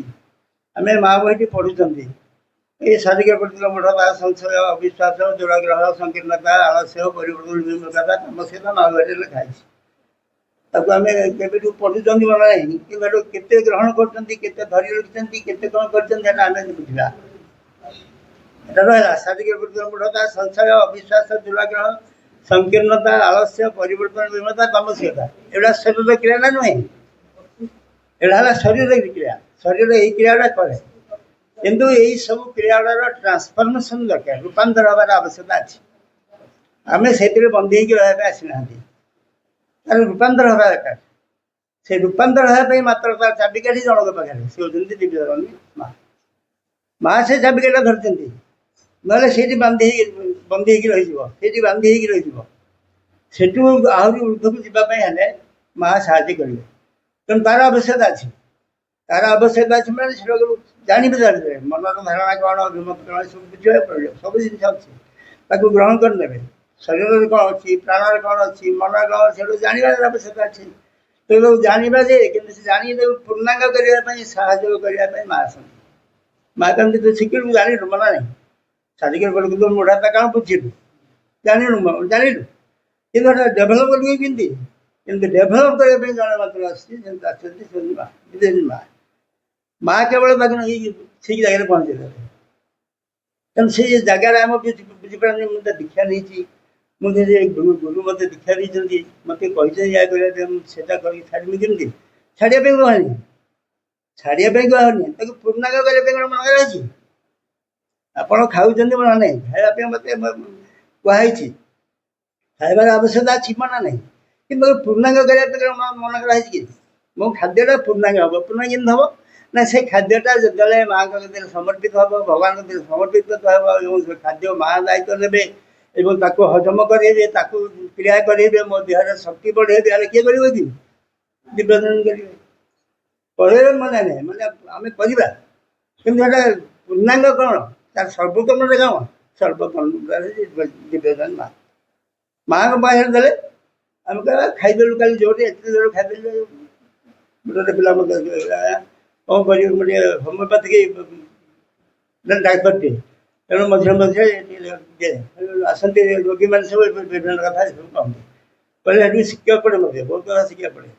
ତେଣୁ କଥା ଯେ ଆମେ ସେଇଭଳିଆ ସବୁ କରନ୍ତି। ଆମର ଏମିତି ଦେହ ଖରାପ ହେବ, ଏଠିକି ଯିବା ସେଠିକି ଯିବା, କିନ୍ତୁ ଆମେ ବୁଝନ୍ତିନି ଯେ ଆଉ ଜଣେ ଅଛି ଆମ ଭିତରେ, ସିଏ ସର୍ବୋତ୍ତମ କାର୍ଯ୍ୟ କରିବ। ଆମେ ହୋମିଓପାଥିକ ଡ୍ରପ୍ଟା ନେଲେ ମୋ ପାଟିରେ ପକେଇଦେଲେ, ଡାକ୍ତର କ'ଣ ନାହିଁ, ସେ ତାଙ୍କ ଯତ୍ନରେ ପକେଇଲେ, କିନ୍ତୁ ସେଇଟା କାର୍ଯ୍ୟ କରିକି ମୋତେ ରୋଗକୁ ଭଲ କରିବାର ବାର୍ତ୍ତା କାହା କ୍ଷେତ୍ରରେ, ସବୁ ଜଣ କ୍ଷେତ୍ରରେ। ଖାଇବାର ମନା ନାହିଁ, ଔଷଧ ଖାଆନ୍ତୁ, ଭାତ ଖାଇଲେ ଖାଦ୍ୟ ଖାଇଲେ ଖାଇବାକୁ ମନା ନାହିଁ, କିନ୍ତୁ ଥରେ ଦେଖି ଯେମିତି ମୋ ହଜମ କରିବ କିଏ, ତାକୁ ମୋ ଦେହରେ କିଏ କାର୍ଯ୍ୟ କରିବ, କିଏ ଶକ୍ତି ଦେବ କିଏ, ସିଏ ଆଉ ଜଣେ କିଏ ଅଛି ନା ନାହିଁ। ଆମେ ତା ପାଖରେ ସେଟା ସମର୍ପଣ କରନ୍ତି ନାହିଁ, ଯାହାଦ୍ୱାରା କି ଆମକୁ ଅସୁବିଧାରେ ସମ୍ମୁଖୀନ ହେବାକୁ ପଡ଼େ। ତେଣୁ ସେ ଅସୁବିଧାକୁ ଦୂରୀଭୂତ କରିବା ପାଇଁ ସକଳ ଅସୁବିଧା ଯେତେ ପ୍ରକାର ଅସୁବିଧା ଅଛି, ଆପଣଙ୍କୁ ଡେଭଲପ କରିବା ପାଇଁ ଯାହା ପ୍ରତିବନ୍ଧକ, ଇଏ ସକଳ ଅସୁବିଧାର ଦାୟିତ୍ୱ ନେଇଯିବା ପାଇଁ ଆମ କତିରୁ ମା ଦିବ୍ୟଜନନୀ କୃପା କରିକି ଆସିଛନ୍ତି। ସେ କେମିତି କହୁନାହାନ୍ତି, ଏ ସଂସାରରେ କ'ଣ ଘଟଣା ଘଟୁଛି, ଫିଜିକାଲ, ଭାଇଟାଲ, ମେଣ୍ଟାଲ, ଯେଉଁ ଯାହା ହଉ, ଏ ସବୁ ଘଟଣା ଘଟୁଛି ନା ନାହିଁ, କିନ୍ତୁ ଏ ସବୁ ଘଟଣାର ରୂପାନ୍ତର କରିକି ଦିବ୍ୟ କରିବା ପାଇଁ ମାତ୍ର ଜଣେ ଶକ୍ତି ଆସିଛି, ସେ ହେଉଛନ୍ତି ଦିବ୍ୟଜନନୀ, କୃପା କରିକି ଆସିଛନ୍ତି। ଆମେ ବି ଆମକୁ ସେ କୃପା କରିକି ଲାଗିଛନ୍ତି, ସେ ନ ଚାହିଁଲେ ଆମେ ଆସିପାରିବା। ଆଜି ଧର ମୁଁ ଆସିବାଟା ଯେମିତି ଗୋଟେ ହଠାତ୍ ଅଚାନକ ଭାବେ ସବୁ ଯେମିତି ମା ତାର ସିଦ୍ଧାନ୍ତ କରିନାହିଁ, ତ ମୁଁ ଗାଡ଼ି ଖୋଜୁଛି, ଗାଡ଼ିଟା ପାଇବି ଦିଆଗଲା, ଲେଟ୍ ଗଲା। ମୁଁ ଆଜି ଯିବା କଥା କ'ଣ ଯେ ପିଉସା ଲାଗେ, ପିଉସା ମୋର ଯିବା କଥା କ'ଣ ଯେ କ'ଣ ପାଇଁ ଭଲ ହେଲା, ସେ ମନ କଲା ଯିବା ପାଇଁ, ମାନେ ବୋଧେ ତୁ ବସା ଯିବୁ ଆଉ ଚାଲ। ତେଣୁ ସେଇଟା ସୁଯୋଗ ସେ ଦେଖନ୍ତୁ କେମିତି ସେ ରଖିଛନ୍ତି ଗାଡ଼ିରେ, ମୁଁ ଆସିବି ବୋଲିକି ମୋତେ ଗାଡ଼ିରେ ସେ ରଖ। ତେଣୁ ଏଇ କଥାଟା ଆମେ ବୁଝିବାକୁ ପଡ଼ିବ, ଏଇ କଥାଟା ଯେ ଭଗବାନ ମୋ କଥା ସବୁ ବୁଝୁଛନ୍ତି, ମୋତେ ଖାଇବାକୁ ଦେଉଛନ୍ତି, ମୋତେ ପିନ୍ଧିବାକୁ ଦେଉଛନ୍ତି, ମୋତେ ଘର ଘର ଦେଉଛନ୍ତି, ମୋତେ ଛୁଆ ପିଲା ଦେଉଛନ୍ତି, ମୋତେ ଯାହା କିଛି ସବୁ ଦିଆହେଇଛି, କିଏ ପ୍ରକୃତ ଦେଉଛି, ସେ ହେଉଛନ୍ତି ମା ଦିବ୍ୟଜନନୀ। ମାଙ୍କର ଅଶେଷ କୃପା, ଆମେ ତାଙ୍କର ଟିକିଏ କୃପା ପାଇଲେ ବି ବହୁତ ବିରାଟ ଲୋକ ହେଇଯାଏ। ପୃଥିବୀରେ ବଡ଼ ଲୋକ ହେବା ପାଇଁ ଅସୁବିଧା କିଛି ନାହିଁ, କିନ୍ତୁ ଥରେ କୃପାଟା ଦରକାର। ଆମ ଭାରତୀୟ ଲୋକମାନଙ୍କର ସେଇଟା ଗୋଟେ ବଡ଼ କାମ ଯେ ଆମେ ଭଗବାନଙ୍କ କୃପା ପାଇଛୁ। ତେଣୁ ଏଇ କଥାଟା ଆମ ଭିତରେ ଆସିଛି। ଆଉ ତାପରେ କୃପା ପୁଣି ଦିବ୍ୟଜନଙ୍କ କୃପା। ଅନେକ ଠାକୁର ଅଛନ୍ତି, ଅନେକ ଦେବତା ଅଛନ୍ତି, ତାଙ୍କର କ୍ରିୟା ଅଛି, ମନା ନାହିଁ, ସେମାନେ ନାହାନ୍ତି ବୋଲି ମୋଟେ କେବେ ଭାବିବେ ନାହିଁ, ସେମାନେ ଅଛନ୍ତି। ମା ସେମାନଙ୍କୁ ଆଣିକି ତାଙ୍କ କାର୍ଯ୍ୟ କରୁଛନ୍ତି, ତାଙ୍କ ମାଧ୍ୟମରେ ବି ମା ତାଙ୍କ କାର୍ଯ୍ୟ ତାଙ୍କ ମାଧ୍ୟମରେ କରୁଛନ୍ତି, ସେ ସବୁ କରୁଛନ୍ତି। କଥା ହେଉଛି ଆମକୁ ଟିକେ ସେଇ ଯେମିତି ଘର ମାନଙ୍କରେ ଆମର ମାଟି ଅଛି, ଛୁଆ ଅଛନ୍ତି, ପୁଅ ଝିଅ ସବୁ ଅଛନ୍ତି, ବାବା ବି ଅଛନ୍ତି, ମନା ନାହିଁ, କିନ୍ତୁ ଛୁଆ ଯାହା ହେଲେ ବି ମା କତିରେ ପହଞ୍ଚିବେ। ମା ତୁ ମୋ କଥା ବୁଝିବୁ, ମୁଁ କ'ଣ ପିନ୍ଧିବି, ଏଟା ପିନ୍ଧିବି, ଏଟା ପିନ୍ଧିବି, କ'ଣ ଖାଇବି, କ'ଣ କରିବି, କୋଉଠି ଶୋଇବି, ସବୁ କଥା ଜଣଙ୍କ ଭିତରେ କୁହାଯାଇଛି। କିନ୍ତୁ ଆଉ ସବୁ ଅଛନ୍ତି, ଭାଇ ଅଛନ୍ତି, କକା ଅଛନ୍ତି, ସବୁ ଅଛନ୍ତି ନା ନାହାନ୍ତି। ଏଇଟା ଗୋଟେ ସେଇଭଳିଆ କଥା, ପୃଥିବୀ ସେଇ ପୃଥିବୀର ରୂପାନ୍ତର ପାଇଁ ଏଇଟା ଗୋଟେ ସର୍ବୋତ୍ତମ କଥା। ମା ଗୋଟେ କୃପା କରିକି ଆସିଛନ୍ତି, କାହିଁକି ନା ପୃଥିବୀଟା ସ୍ୱର୍ଗ ହବ, ଏଇଟା ଛୋଟିଆ କଥା ନୁହେଁ। ଆମେ ସ୍ୱର୍ଗ ବହିରେ ପଢ଼ୁଛନ୍ତି, କଳ୍ପନା କରୁଛନ୍ତି, ସ୍ୱର୍ଗରେ ଏଠି ଦେବତାମାନେ ଅଛନ୍ତି, ଏଇସବୁ କଥା ହେଇଛି, କଳ୍ପନା କରୁଛି। କିନ୍ତୁ ଏଟା ପୃଥିବୀକୁ ସ୍ୱର୍ଗ କରିବା ପାଇଁ ମା ଆସିଛନ୍ତି, ଛୋଟିଆ କାମଟା ନୁହେଁ, କାମଟା ସର୍ବୋତ୍ତମ କାର୍ଯ୍ୟ, ବଡ଼ କାର୍ଯ୍ୟ। ଏଇ ପୃଥିବୀରେ ସ୍ୱର୍ଗ ହବ, ଯଦି ସ୍ୱର୍ଗ ହବ ତାହେଲେ ଆମେ କ'ଣ ହେବା, କଥା ତ ଟିକେ କ'ଣ, ଆମେ କ'ଣ ହେବା, ଆମେ ସବୁ ଦେବତା ମାନେ ହେବା, ସବୁ ଦେବତା, ଆମେ ଦେବତା ହେଇଯିବା। ଯଦି ପୃଥିବୀ ସ୍ୱର୍ଗ ହେଲା ଆମେ ଦେବତା ହେଇଯିବା, ଯଦି ଆମେ ଦେବତା ହେବା ତାହେଲେ କେମିତି ହେବା, ତାର ତ କାରଣଟା ଅଛି। ଆଉ ସେ କାରଣଟା ହେଉଛି ଗୋଟେ, କେବଳ ଦିବ୍ୟଜନନୀ ଚାହିଁଲେ ହବା। ମା ଚାହିଁଲେ ମୋତେ ସେ ଦେବତା କରିପାରିବେ, ମୋତେ ପୁରୁଷ କରିଦେଇପାରିବେ, ମୋତେ ନାରୀ କରିଦେଇପାରିବେ, ମୋତେ ଯାହା ଚାହିଁଲେ କରିଦେଇପାରିବେ ନା ନାହିଁ। ତେଣୁ ଯିଏ ଯାହା ଚାହିଁଲେ ସବୁ କରିଦେଇପାରିବ, ତା ପାଖରେ ଆମର ଗୋଟେ ସମର୍ପଣ ଦରକାର। ମା ଆସିଛନ୍ତି ପୂର୍ଣ୍ଣାଙ୍ଗ ଯୋଗ ପାଇଁ, ଯୋଗ ଆଉ ନାହିଁ, ୟା ପରେ ଆଉ ଯୋଗ ହବ ନାହିଁ। ଆପଣ ଅନେକ ଯୋଗ ଜାଣିଛନ୍ତି, ଶାରୀରିକ ଯୋଗ କଥା ଆପଣ ପଢ଼ିଛନ୍ତି। ତେଣୁ ଶାରୀରିକ ପରିକ୍ରମଣତା, ସଂଶୟ, ଅବିଶ୍ୱାସ, ଦୁରାଗ୍ରହ, ସଂକୀର୍ଣ୍ଣତା, ଆଳସ୍ୟ, ପରିବର୍ତ୍ତନତା, ତାମସିକତା, ଏ କଥା ମା ବହିରେ ଲେଖା ଅଛି, ଆପଣ ପଢ଼ିଛନ୍ତି। এটা ଶରୀରର କ୍ରିୟା ଏଗୁଡ଼ା ସବୁ ଶରୀରରୁ ଛାଡ଼ିବେ। କେମିତି ଛାଡ଼ିବେ? ଆମେ କେମିତି ଛାଡ଼ିବା କହୁନ? ଛାଡ଼ିବାର ବାଟଟା କ'ଣ? କୌଣସି ବାଟରେ ହଉନି ନା। ଆଇଁଷ ଟିକେ ଖାଇ ଛାଡ଼ି ପାରୁନୁ। ଆଇଁଷ ମୁଁ ସଂକଳ୍ପ କରିମି ମୋର ବର୍ଷ ବର୍ଷ ଧରି ଠାକୁରଙ୍କ ପାଖରେ କହିଦିଏ, କିନ୍ତୁ ତାପରେ କହିଲେ ମା ନା ମୋ କତିରେ କହିଥିଲି ଯେ ମୁଁ ଫେରେଇ ନେଉଛି। ଏମିତି ହେଉଛି ଆମର। ଆମେ ସଂକଳ୍ପ କରୁଛନ୍ତି, ନିୟମ କରୁଛନ୍ତି, ଭଗବାନଙ୍କ କତିରେ ରହୁଛନ୍ତି, ତାପରେ ଫେରେଇ ଆଣୁଛନ୍ତି। ସେ ବି ଫେରେଇ ଦିଅନ୍ତି ଆମକୁ। ଆଇଁଷ ଖାଉ କି ଯାହା କଥା ଏଇ କଥା ମୁଁ କହିବା ମାନେ ତାତ୍ପର୍ଯ୍ୟ ଅଛି ଯେ ଆମେ ରୂପାନ୍ତର ଚାହୁଁଛନ୍ତି କି ନା ଆମେ ସେଇ ଘାଣ୍ଟି ହେଉଥିବା ଯାହା ଅଛି ସେଥିରେ ଘାଣ୍ଟି ହେଉଥିବା। ଯଦି ଘାଣ୍ଟି ହେଉଥିବା କିଛି ନାହିଁ, ଅନେକ ଦେବତା ଅଛନ୍ତି, ଦେବୀ ଅଛନ୍ତି, ତାଙ୍କ ସହିତ ବୁଲିବା, ତାଙ୍କ କଥା ମାନିବା, ଶୁଣିବା, କିଛି ଅସୁବିଧା ନାହିଁ। ଏଠି ଚାଲିବ, ସଂସାର ଯେମିତି ଚାଲିଛି ସେମିତି ଚାଲିବ। କିନ୍ତୁ ପୂର୍ଣ୍ଣାଙ୍ଗତା ଦରକାର। ପୂର୍ଣ୍ଣାଙ୍ଗତା ମାନେ ମୁଁ ଦିବ୍ୟ ହେବି, ମୁଁ ଭଗବାନ ହେଇଯିବି, ପୃଥିବୀର ସ୍ୱର୍ଗ ହେଇଯିବ। ଏଇ କାମଟା କରିବା ପାଇଁ କେଉଁ ମହାପୁରୁଷମାନେ ଆସିଛନ୍ତି? ମୁଁ ତ 13 ଜଣ ଗୁରୁଙ୍କ ଦୀକ୍ଷା ନେଲା ପରେ ମୁଁ ସବୁଆଡ଼େ ସେଇ କଥା କହିଛି। ଇଏ ଗୋଟେ ବାଟ। ଆପଣ ଗାୟତ୍ରୀ ଦୀକ୍ଷା ନେବେ, ସେ ଅନୁସାରେ ଶୁଦ୍ଧପୂତ ଭାବରେ ଚଳିବେ, ଏଟା ବାଟ ମନା ନାହିଁ। କିନ୍ତୁ ଶେଷଟା କ'ଣ? ଶେଷଟା ହେଉଛି ତୁମେ ଭଗବାନ ହବ। ଆମେ ଏଇ ବାଟରେ ଭଗବାନ ହେଇପାରିବ ତ? ନା ଭଲ ଜଣେ ସଂସ୍କାର ବ୍ୟକ୍ତି ହେଇପାରିବା? ସଂସ୍କାର କରିବା କ'ଣ ଗୋଟେ କରିବ ତ? କିନ୍ତୁ ଭଗବାନ ହେଇପାରିବ ତ? ଭଗବାନ ହେଇପାରିବ ତ ସେ ବାଟରେ ମନା ନାହିଁ। ଗାୟତ୍ରୀର କାମ ଅଛି, କିଛି ନେଇଯିବ। ମୁଁ ଯେଉଁ 13 ଜଣ ଗୁରୁଙ୍କ କଥା କହିଲି, ଗାୟତ୍ରୀ ଗୋଟେ ମୋର ଥିଲା। ମୁଁ ଏଇ କେନ୍ଦୁଝରରେ ପଞ୍ଚଗୋଟି ଗାୟତ୍ରୀ ମହାଯଜ୍ଞ ସମୟରେ ମୁଁ ସେତିକିବେଳେ ମାଆଙ୍କୁ ଜାଣିଛି କି ଜାଣିବା ଲୋକ ମାତ୍ର ଗୋଟିଏ ଲୋକ ଥିଲି ଯେ ଯଜ୍ଞ ଫଜ୍ଞ କରିକି 5 କୋଟି ଯଜ୍ଞ କରି ତା ଭିତରେ କାମ କରୁଥିଲି। କିନ୍ତୁ ହଠାତ୍ ଆସି ନବଦୀପ ବହିଟା ସେଟା ପହଞ୍ଚିଗଲା, ସେଥିରେ ଲେଖା ହେଇଛି ଗାୟତ୍ରୀଙ୍କ ଉପରେ ଲେଖା ହେଇଛି। ଶ୍ରୀରଞ୍ଜ ଲେଖିଛନ୍ତି ଗାୟତ୍ରୀ ସାଧାରଣ ଉପରେ ଲେଖିଛନ୍ତି। ସେଠି ମୋତେ ପିଲାମାନେ ଆମ ପିଲାମାନେ କହିଲେ ଗାଉନ୍ତୁ ମାଆଙ୍କର ହେଇକି ଏଠି ପଳେଇଲେ। ମାଆଙ୍କର ହେଲା ପୂର୍ଣ୍ଣ ଯୋଗ। ପୂର୍ଣ୍ଣ ଯୋଗ ଭିତରେ ଏଇ ଯୋଉଟା ଆଜି ଅଛି ନା ନାହିଁ?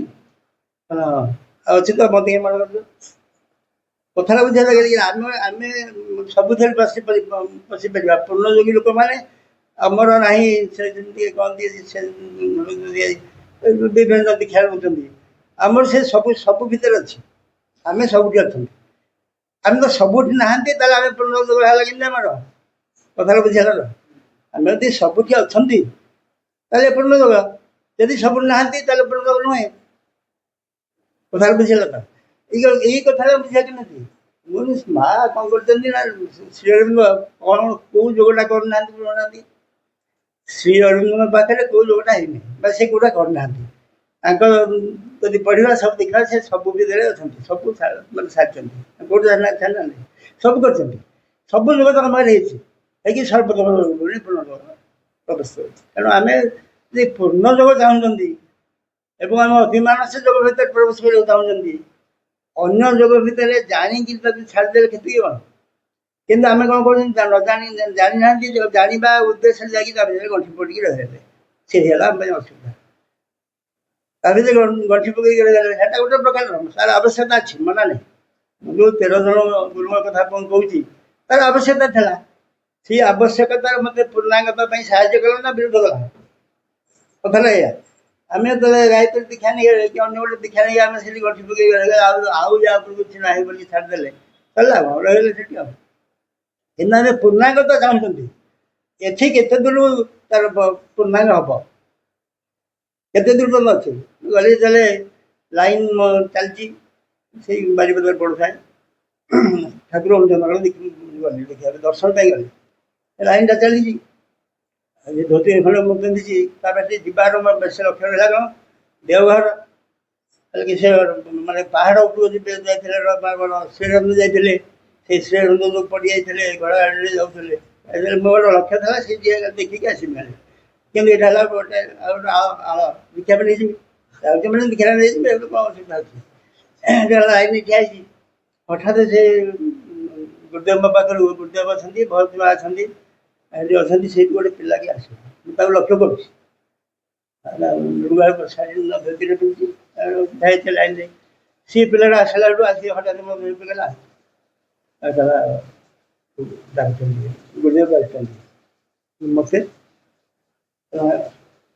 ଟାଣି ହେଇଗଲା, ଟାଣି ନେଇଗଲା। ମୁଁ ପହଞ୍ଚିଗଲି ଟିକେ, ସେଠି ପହଞ୍ଚିଲା ପରେ ମୋତେ କହିଲେ କ'ଣ ଦୀକ୍ଷା ଢୋଲ ଲାଇନ୍ଟା ଅଛି ମୋତେ ଦେଖିଲେ ଯେ ମାନେ ଏଇଟା କେତେ କୃପା ମାଆଙ୍କର କୃପାଟା ବୁଝିବା କଥା ନା ନାହିଁ ସେଇ ବି ମୋ ଭିତରେ ପଚାରେ ମାନେ ମା କିଏ ଲୀଳା କର ମୋତେ ପୁଣି ଦୀକ୍ଷା ଦେବା ପାଇଁ କାହିଁକି ଜୀବନ ପଠଉଛୁ ମୁଁ ଜାଣିବ ହେଲା କି ତାର ଦୀକ୍ଷା ଦେବା ଆବଶ୍ୟକତା ସିଏ ଚାହୁଁଛନ୍ତି ଯେ ଦୀକ୍ଷା ନେଲେ ତାର କିଛି କିଛି ହବ କିଛି ଜାଣିବ ଏହା ବୋଧେ କିଛି ଥାଏ ତାର ସେ ଜାଣିଛନ୍ତି ଟାଣିଗଲା ଦୀକ୍ଷା ଦେଲେ ଟିକେ ଦୀକ୍ଷା ଦେଇକି ଆସିଲି ସେଥିରେ ଅନେକ ସମୟ ଯେତେବେଳେ ଗାୟତ୍ରୀ ସଂସ୍ଥାରେ କୋଉଠି କାମ ହୁଏ କୁହାଯାଏ ତେଣୁ ମୁଁ ଟିକେ ମୋତେ ଟିକେ ସେମାନେ ଟିକେ ଅଲଗା ଭାବନ୍ତି କାରଣ ତାଙ୍କ ଧୋତି ତାଙ୍କ ହଳିଆ ବସ୍ତ୍ର ମୁଁ ପିନ୍ଧି ପାରେନି ସେ କେତେ ଅଛି କିନ୍ତୁ ଯାହା ହେଲେ ବି ମୁଁ ସେ ଯାଇକି ହରିଦ୍ୱାରରୁ ଦୀକ୍ଷା ନେଇଛି ସେ ଗୁରୁଦେବ ଥିଲେ ତାଙ୍କୁ ତ ନେଇଛି ତାହେଲେ ଏଠି ବି ଦୀକ୍ଷା ନେଲି ଆଚ୍ଛା ମୁଁ କହିବା ମୁଁ 13 ଜଣ ଗୁରୁଙ୍କୁ ଦୀକ୍ଷା ନେଲା ପରେ ମୋ ଜୀବନଟା ତାହେଲେ କେମିତି ବିତେଇବି କ'ଣ ପିନ୍ଧିବି କ'ଣ ଖାଇବି ତାଙ୍କର ଭିନ୍ନ ଭିନ୍ନ ସବୁ ତେଣୁ ଇଏ ସବୁ ମୁଁ ସେଥିପାଇଁ ତାଙ୍କୁ କହେ ମୁଁ ବା ଯୋଗୀ ହେଲି ଶ୍ରୀ ମା ଶ୍ରୀ ଅରବିନ୍ଦଙ୍କର ଯୋଗୀ ତାଙ୍କ ସନ୍ତାନ ମୁଁ ତେଣୁ ମୁଁ ସବୁ ଭିତରେ ପଶିପାରିବି କିନ୍ତୁ ସମସ୍ତେ ଏଇ ଭିତରେ ପଶିପାରିବେ ନାହିଁ ପୂର୍ଣ୍ଣାଙ୍ଗାଧ ଭିତରେ ସମସ୍ତେ ପଶିପାରିବେ ଜାଣିପାରିବେ ସେଇଟା ଆସିବନି କାରଣ ଏଇଟା ସମସ୍ତେ ଏମିତି ଖଣ୍ଡିଆ ଖଣ୍ଡିଆ ହେଇକି ରହିବା କିନ୍ତୁ ଯେତେବେଳେ ବୁଝିପାରିବା ଯେ ଗୋଟେ ପୂର୍ଣ୍ଣାଙ୍ଗ ଯୋଗ କ'ଣ ଅଛି ଥରେ ଟିକେ ଯେତେବେଳେ ଭିତରେ ପ୍ରବେଶ କରିଗଲା ତାପରେ ମା ଗତି ଆସିଲା ମା ଆମକୁ ସବୁ ଯୋଗର ଦାୟିତ୍ୱ ନେଇଛନ୍ତି ଯେତେ ପ୍ରକାର ଯୋଗ ପୃଥିବୀ ଅଛି ସବୁ ଯୋଗର ଦାୟିତ୍ୱ ସେ ନେଇଛନ୍ତି ଆମେ ଖ୍ରୀଷ୍ଟିଆନ ହବା ମାଙ୍କ ଦେହରେ ସେ ବାଟ ଅଛି ଆମେ ଇସଲାମ ମୁସଲମାନ ହବା ମାଙ୍କ ଦେହରେ ବାଟ ଅଛି ମା ସେ ବାଟ କରୁଛନ୍ତି ଏ ସବୁ କଥା ସିଏ ଜାଣିଛି ପୂର୍ଣ୍ଣ ଯୋଗର ଅର୍ଥ ସବୁ ଯୋଗକୁ ତା ଭିତରେ ଆଣିକି ପୂର୍ଣ୍ଣାଙ୍ଗତା କରାହେଇଛି ନା ନାହିଁ ଆମେ କ'ଣ ଛୋଟିଆ ଯୋଗରେ କାମ କରୁଛନ୍ତି କି ୟା ପରେ ଯୋଗ ନାହିଁ ଏହା ପୂର୍ବରୁ ସବୁ ଯୋଗ ତାହେଲେ ଆମେ ଯେଉଁ ଯୋଗ ଭିତରେ ମା ଆମକୁ ପୁରେଇଛନ୍ତି ଏଇଟା କ'ଣ ଛୋଟିଆ ଯୋଗଟି ସବୁ ଯୋଗର ଯଦି ଶେଷ ଆମେ ସେଇଠି ପହଞ୍ଚନ୍ତି ପୂର୍ଣ୍ଣ ଯୋଗରେ ୟା ପରେ ଆଉ ଯୋଗ ନାହିଁ ହେଲା କି ତେଣୁ ସବୁ ଯୋଗଟା ୟା ଭିତରେ ପଶିବ ନା ମହର୍ତ୍ତ କରିବ ସବୁଟା ମହର୍ତ୍ତ କରିବ ତେଣୁ ମୁଁ ଯେଉଁ 13 ଜଣ ଗୁରୁଙ୍କୁ ଦୀକ୍ଷା ନେଲି ସେ ସବୁଗୁଡ଼ାକ ୟା ଭିତରେ ମହର୍ତ୍ତ କରିଛନ୍ତି ନା ନାହିଁ ତେଣୁ ମାଆକୁ ଚାହିଁଦେଲେ ମୁଁ ଯେତେବେଳେ ଗାୟତ୍ରୀ ଗୁରୁଦେବଙ୍କୁ ଟିକେ ଚିନ୍ତା କରେ ମାଆକୁ ଚାହିଁଦେଲେ ତାଙ୍କର ଭିତରେ ମୁଁ ତମେ ଦେଖେ ନା ନାହିଁ ଠାକୁର ଅଞ୍ଜନକୁ ଦେଖେ ନା ନାହିଁ ଠାକୁର ନିଗମନକୁ ଦେଖେ ନା ନାହିଁ ତେଣୁ ଯେତେ ମୁଁ ଦୀକ୍ଷା ନେଇଛି ମାଆଙ୍କ ଦେଖେ ମା ତାଙ୍କ ଭିତରେ ସବୁ ରଖିଛନ୍ତି ସବୁ ସମସ୍ତେ ସେଇଠି ଅଛନ୍ତି ସବୁ ନଥିଲେ ସେ ପୂର୍ଣ୍ଣାଙ୍ଗତା ଆସନ୍ତେ କେମିତି କଥା ବୁଝିଲା ନା ସବୁ ଯଦି ଆମେ ଜାଣିନଥାନ୍ତେ ପୂର୍ଣ୍ଣାଙ୍ଗତା ଆସିବୁ କେମିତି ତେଣୁ ପୂର୍ଣ୍ଣାଙ୍ଗତାର ଅର୍ଥ ସବୁ ଜାଣିକିରି ପୂର୍ଣ୍ଣାଙ୍ଗ ହେଇପାରିବା କିନ୍ତୁ ପୂର୍ଣ୍ଣାଙ୍ଗ ହେଇକି ମଧ୍ୟ ସବୁ ଜାଣିପାରିବା ସବୁର ଆବଶ୍ୟକତା ଅଛି କେହି ଆମର ବିରୋଧ ନୁହନ୍ତି କେଉଁ ଧର୍ମ କେଉଁ ଜାତି କେଉଁ ସମ୍ପ୍ରଦାୟ ଆମ ବିରୋଧ ନୁହନ୍ତି ପୂର୍ଣ୍ଣାଙ୍ଗ ତଳକୁ ସମସ୍ତେ ଯାଉଛନ୍ତି ହେତେ ତାଙ୍କର ଆବଶ୍ୟକତା ଥିଲେ ନାହିଁ ଯଦି ସେଇ ସଂସ୍ଥାରେ ନଥାନ୍ତା ପୂର୍ଣ୍ଣାଙ୍ଗତା ଆସିଥାନ୍ତା କାହିଁକି ତାର ବି ଅଛି ତେଣୁ ଯେତେ ପ୍ରକାର ଦୀକ୍ଷା ଆମେ ନେଉଛନ୍ତି ଯେତେ ପ୍ରକାର ଧର୍ମ ଅଛି ଯେତେ ପ୍ରକାର ସମ୍ପ୍ରଦାୟ ଅଛି ସବୁଗୁଡ଼ା ଆମ ବିରୋଧୀ କି ତାର ଆବଶ୍ୟକତା ଅଛି ଆମେ ତା ଭିତରେ ପଶିଲେ ପୂର୍ଣ୍ଣାଙ୍ଗ ଆଗକୁ ଯିବା ତେଣୁ ଆମେ ବିରୋଧ କରିବାର କିଛି ନାହିଁ କିନ୍ତୁ ଆମ ଭିତରେ ଯେ ଚେତନାର ପରିବର୍ତ୍ତନ ଆସିବାର ଆବଶ୍ୟକତା ଅଛି କିନ୍ତୁ ଚେତନାର ପରିବର୍ତ୍ତନ ଆସେ କେମିତି ଯଦି ଆମେ ମାଆକୁ ଭଲ ପାଇଛନ୍ତି ମାଆଙ୍କ ସହିତ ସମ୍ପର୍କ ଅଛି ମୋ ହୃଦୟ ଭିତରେ ମା ଅଛନ୍ତି ତାହେଲେ ଅସୁବିଧା କିଛି ନାହିଁ ଚେତନାଗତ ପରିବର୍ତ୍ତନ ତାଙ୍କ ଭିତରେ ଦେଖାହେବ ସେ ନିଜେ କହିବେ ତୁ ଯେଉଁ ବାଟରେ ଅଛୁ ସେଇ ବାଟରେ ଥା ମୁଁ ଅଛି ତୋ ବାଟରେ ଅସୁବିଧା କିଛି ନାହିଁ କିନ୍ତୁ ଆମେ କ'ଣ କରୁଛନ୍ତି ସେ ଯେଉଁଠୁ ଦୀକ୍ଷାଟା ନେଇଗଲେ ଦୀକ୍ଷା ନେଇକି ଜୀବନଟି ବିତେଇ ଦେଲେ ତାଙ୍କର ମାପି ଚୁପିକି ତାଙ୍କ ନିୟମମାନଙ୍କୁ ମାନିଲେ କିନ୍ତୁ ପୂର୍ଣ୍ଣାଙ୍ଗତା ଗୋଟେ ଅଛି ସେଇ ଯୋଗରେ ବା ସେଇ ଦୀକ୍ଷା ଗୋଟେ ପୂର୍ଣ୍ଣାଙ୍ଗତା ଅଛି ନା ନାହିଁ ସେ ପୂର୍ଣ୍ଣାଙ୍ଗତା କ'ଣ ସେ ପୂର୍ଣ୍ଣାଙ୍ଗତା ଏଇଟା ପୂର୍ଣ୍ଣାଙ୍ଗ ଯୋଗ ତେଣୁ ତାର ଆବଶ୍ୟକତା ଅଛି ତାକୁ ଆମେ ବିରୋଧ କରୁନୁ ମହାଦେବ ବିରୋଧ କରିନାହାନ୍ତି କି ଶିବ ବିରୋଧ କରିନାହାନ୍ତି ସବୁ ବିଷୟ ସେ ଲେଖିଛନ୍ତି ତାଙ୍କ ବହି ପଢ଼ିଲେ ଆମେ ସବୁଟା ଜାଣିପାରିବା ସବୁ ବିଷୟରେ ଅଛି ଯେତେ ପ୍ରକାର ଯୋଗ ପୃଥିବୀରେ ଅଛି ଯେତେ ପ୍ରକାର ବ୍ୟବସ୍ଥା ଅଛି ସବୁ କଥା ସେ ଲେଖିଛନ୍ତି କିନ୍ତୁ ସବୁର ଗୋଟେ ପୂର୍ଣ୍ଣାଙ୍ଗତା ଅଛି ସେଇ ପୂର୍ଣ୍ଣାଙ୍ଗତାଟା ହେଉଛି ମା ଶ୍ରୀ ଅରବିନ୍ଦ ଯୋଗ ପୂର୍ଣ୍ଣାଙ୍ଗ ଯୋଗ ତେଣୁ ଆମେ କ'ଣ ପୂର୍ଣ୍ଣାଙ୍ଗ ହେବା ପାଇଁ ଚାହୁଁଛନ୍ତି ନା ଚାହୁଁନାହାନ୍ତି ଏଇଟା ଗୋଟେ ପ୍ରଶ୍ନ ଆମର ଆସିବ ଯେ ମୁଁ ସେଇ ଦୀକ୍ଷା ନେଇକିରି ସେଇ ମାନେ ସେଇ ଗଠି ପକେଇକି ବୁଲୁଥିବି ଜୀବନ ବିତଉଥିବି ନା ୟାର ପୂର୍ଣ୍ଣାଙ୍ଗତା ଅଛି ଯଦି ୟାର ପୂର୍ଣ୍ଣାଙ୍ଗତା କାମ ଅଛି ତାହେଲେ ଦିବ୍ୟଜନନୀ ମାଆଙ୍କ କତିରେ ସେ ପହଞ୍ଚିବାକୁ ପଡ଼ିବ। ତେଣୁ ମାଆଙ୍କ ସହିତ ସମ୍ପର୍କ ସ୍ଥାପନ କଲେ ଆମ ଜୀବନ ବଦଳିବ, ଆମ ଶରୀର ପ୍ରାଣ ମନ ସବୁ ବଦଳିବ। ଆମେ ଶରୀର କଥା କହୁଛନ୍ତି, ଆପଣ ବହି ମା ବହିରେ ପଢ଼ିଛନ୍ତି। ଯଦି ଶାରୀରିକ ପ୍ରତି ମୂଢ଼ତା, ସଂଶୟ, ଅବିଶ୍ୱାସ, ଦୁରାଗ୍ରହ, ସଂକୀର୍ଣ୍ଣତା, ଆଳସ୍ୟ, ପରିବର୍ତ୍ତନତା, ତାମସିକତା ଏଗୁଡ଼ାକ ସବୁ ଆମେ ଛାଡ଼ିବାର ନୁହେଁ, ଛାଡ଼ିବା ଅନ୍ୟ ଯୁଗରେ। କିନ୍ତୁ ପୂର୍ଣ୍ଣାଙ୍ଗ ଯୁଗରେ କ'ଣ ରୂପାନ୍ତର କରିବା। ରୂପାନ୍ତର କିଏ କରିବ? ଏଇଟା ହେଲା କଥାଟା। ରୂପାନ୍ତର ଯେବେ ଜଣକ ଦ୍ୱାରା ହେବ ସେ ହେଉଛି ଦିବ୍ୟଜନନୀ ମା। ତାଙ୍କ ପାଖରେ ବାବା, ତାଙ୍କ ପାଖରେ ଏଗୁଡ଼ା ସବୁ ଦେଇଦେବା। ମୋତେ ଦିଆହେଇଛି ଦୀକ୍ଷା ବେଳେ ଏହା ଦିଆହେଇଛି, ଏଇ ଗୁରୁ ଏବେ ଏହା ଦେଇଛନ୍ତି, ମା ଏଗୁଡ଼ାକୁ ନେଇକି ମୁଁ କେମିତି ଚଳିବି? ତାଙ୍କୁ ଟିକେ ଲେଖିକି ଦିଆଯାଉ ବା କହିକି ଦିଆଯାଉ। ମା କେତେ ଲେଖିକି ଦେଇଦେଲେ ସିଏ ତା ବାଟ ବତେଇଦେବେ ଆମକୁ କେମିତି ଚାଲିଲା। ତେଣୁ ଯେତେବେଳେ ବିଭିନ୍ନ ଗୁରୁଙ୍କ ଦୀକ୍ଷା ନେଇଥିଲି, ଯେଉଁ 13 ଜଣ ଗୁରୁଙ୍କ କଥା ମୁଁ ଆପଣମାନଙ୍କୁ କହିଲି, ତାଙ୍କ ଦୀକ୍ଷା ନେଇଥିବା ବ୍ୟକ୍ତିଟିଏ ମାଆଙ୍କୁ ଭଲ ପାଇପାରିବ, କିନ୍ତୁ ତାଙ୍କୁ ଦୀକ୍ଷା ନେଇଥିବା ବ୍ୟକ୍ତିଟିଏ ସେ ଅନ୍ୟ ଜଣଙ୍କୁ ଗୁରୁଙ୍କୁ ଭଲ ପାଇବା କଷ୍ଟ। ଏତେ ଦୀକ୍ଷା ମୋ 13 ଜଣ ଗୁରୁ ଦୀକ୍ଷା ନେଲେ ଆଉ ଜଣଙ୍କୁ କହିବେ ମୁଁ ଦୀକ୍ଷା ନେବି ଦିଅ। ଏ 13 ଜଣ ଗୁରୁଙ୍କ ଦୀକ୍ଷା ନିଆଡ଼ ହେଲା ଯେ ପୁଣି ଦୀକ୍ଷା ଦେଖି। ତେଣୁ ଏତେ ଦୀକ୍ଷା ନେବାର କିଛି ଆବଶ୍ୟକତା ନାହିଁ, କାରଣ ଦିବ୍ୟଜନନୀ ଆମର ସାଧାରଣ କଥା। ଆପଣମାନେ ମା ମାନେ ବୋଧେ ଅଛନ୍ତି, ସତ କଥା ଆପଣ କହୁନାହାନ୍ତି।